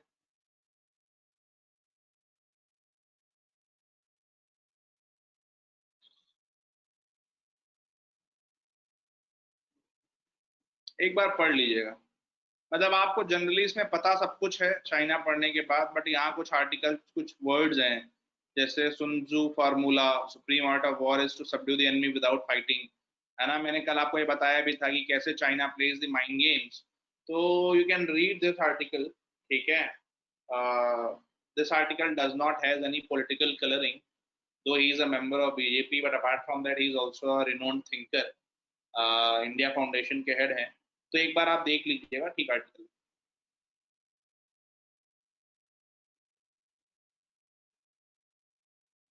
The red line, India must focus to remain status quo, ठीक है।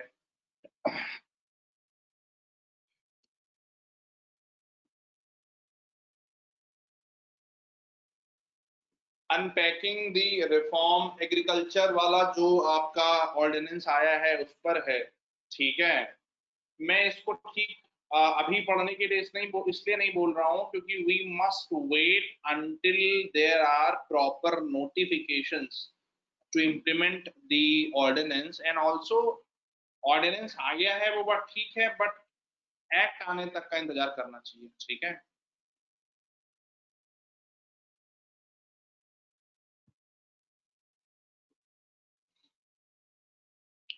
बबुआ,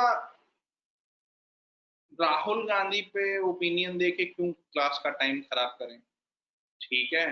जो है जैसा है ठीक है, करने दो। कंट्री नोज, ठीक है, what is, who is wrong, who is right, ठीक है।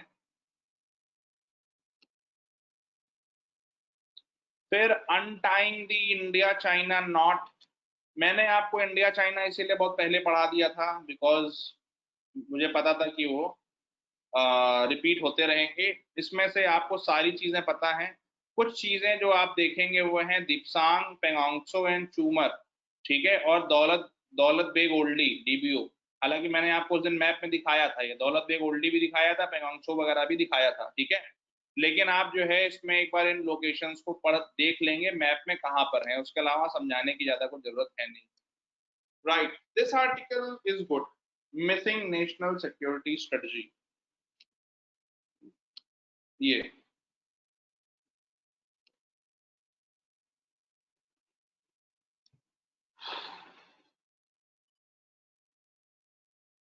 आर्टिकल अच्छा है, लेकिन इसको मैं एक टॉपिक की तरह पढ़ाना चाहता हूं, ठीक है। National defence strategy, national security strategy जो है, इसको मैं एक टॉपिक की तरह पढ़ाना चाहता हूं। And there is also a document on the way, तो उसको आने का वेट करते हैं। और मेरे हिसाब से 2-3 दिन में आ जाना चाहिए। और वो डॉक्यूमेंट आने के बाद में मैं उसको पढ़ूंगा, देखूंगा क्या है, 1-2 किताबें और हैं। उसके बाद मैं आपको ये पूरा का पूरा टॉपिक पढ़ाऊंगा सिक्योरिटी वाला, ठीक है। क्योंकि ये जो है वो आपके GS में भी है, पेपर 3 में, और GS 3 के साथ साथ में जो है वो ऑप्शनल में भी है आपके, आता है, ठीक है।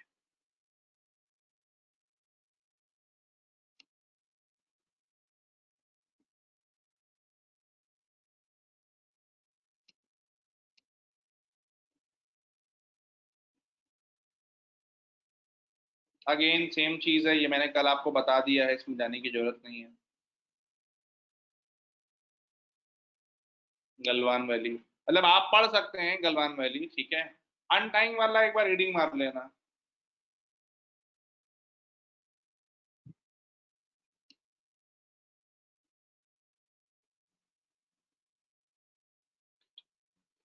Flights cancelled, schools shut as Beijing outbreak sparks global fear।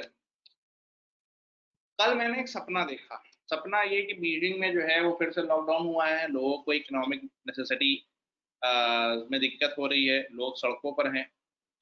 और 4 फ्रंट चाइना के अंदर खुले हुए हैं, एक खुद अपना जो बीजिंग और इधर के एरिया में है, एक हांगकांग में, एक ताइवान की तरफ से, और एक आपका शिनजियांग उइगुर वाले रीजन में।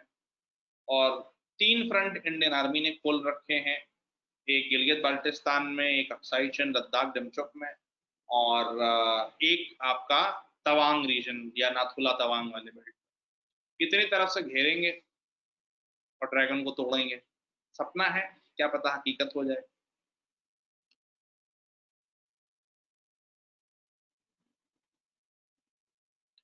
उसके बाद डेक्सामेथासोन, ठीक है, is a cheap and common steroid. इसके बारे में पढ़ लीजिएगा, ब्रिटेन ने इसको जो है बोला है कि इसको हम यूज कर सकते हैं, ठीक है।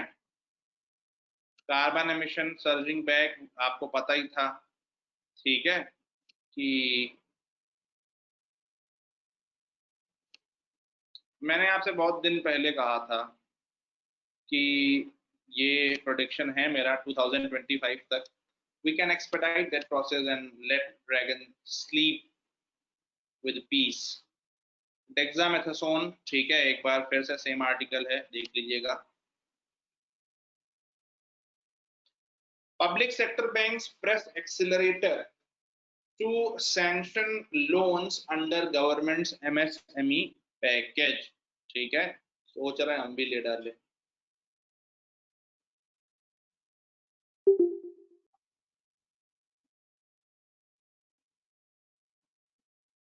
AIIB, all India infrastructure investment bank, मैंने आपसे नोट्स बनाने को बोले थे, अभी मुझे किसी ने दिखाए नहीं है, ठीक है, तो AIIB के नोट्स आपके पास में होने चाहिए। बिल्कुल।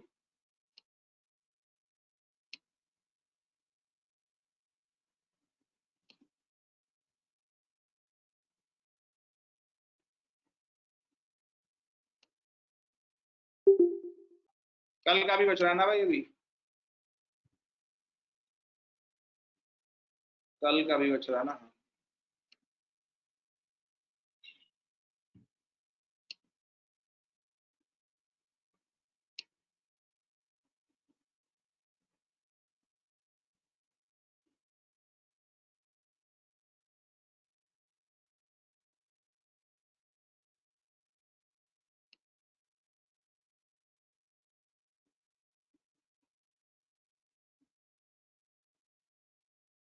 India should meet half way, ये इनका हमेशा रहता है कि हम अंदर घुस आएंगे, ठीक है, और उसके बाद आप कहेंगे कि हम यहाँ पर हैं, अब आप यहाँ पर आइए, बीच वाले जोन को बफर जोन बनाते हैं। So they all every time they try to claim new buffer zones, and this time India is not in mood to give up, right?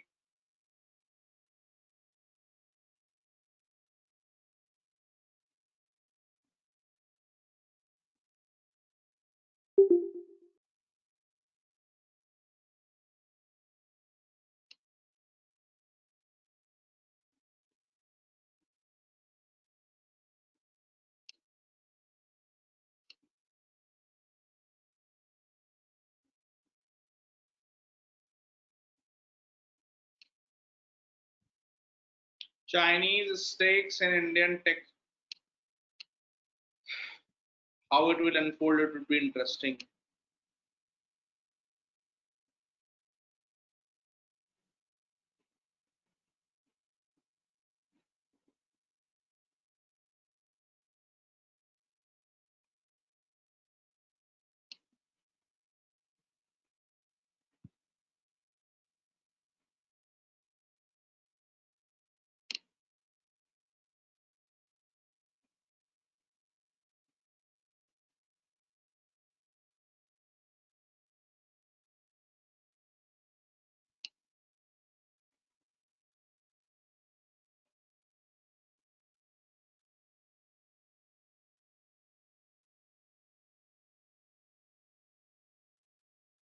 Farmers find farmhands in migrant relatives land less, lose out, मतलब आप बोल सकते हैं कि agriculture में जो disguise unemployment है वो और बढ़ सकता है।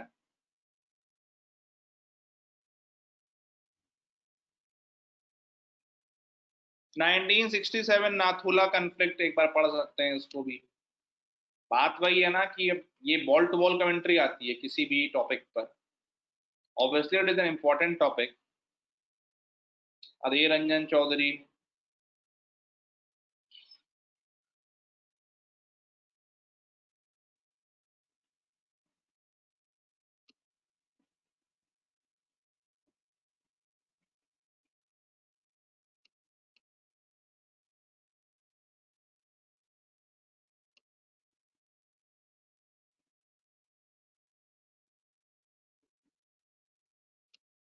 यूनिवर्सिटी एंड नेशन, ये भाई साहब जेएनयू के वीसी हैं, ठीक है।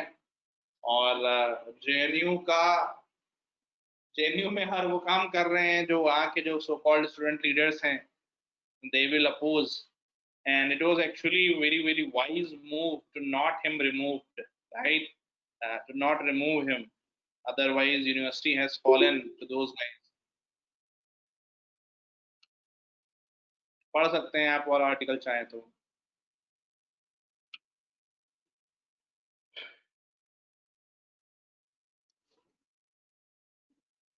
EU opens investigation into Apple's App Store, GS paper 3 technology और साइबर स्पेस वाले एसेज आते हैं, तो उनमें ध्यान रखिएगा कि टेक गवर्नेंस कैसे बढ़ रही है, क्या क्या उसमें प्रॉब्लम्स चल रही हैं। क्योंकि जब हमने मल्टीलेटरलिज्म वाला पढ़ा था टॉपिक, तो उसमें हमने देखा था कि हमने कहा था कि आज का जो दुनिया है उसकी डिमांड्स को सूट नहीं करता है आज का मल्टीलेटरल ऑर्डर, राइट।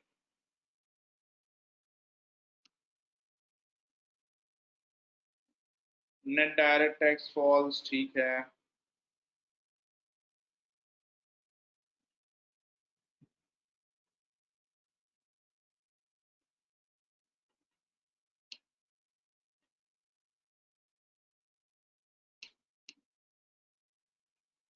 बस फिलहाल that is the end, right.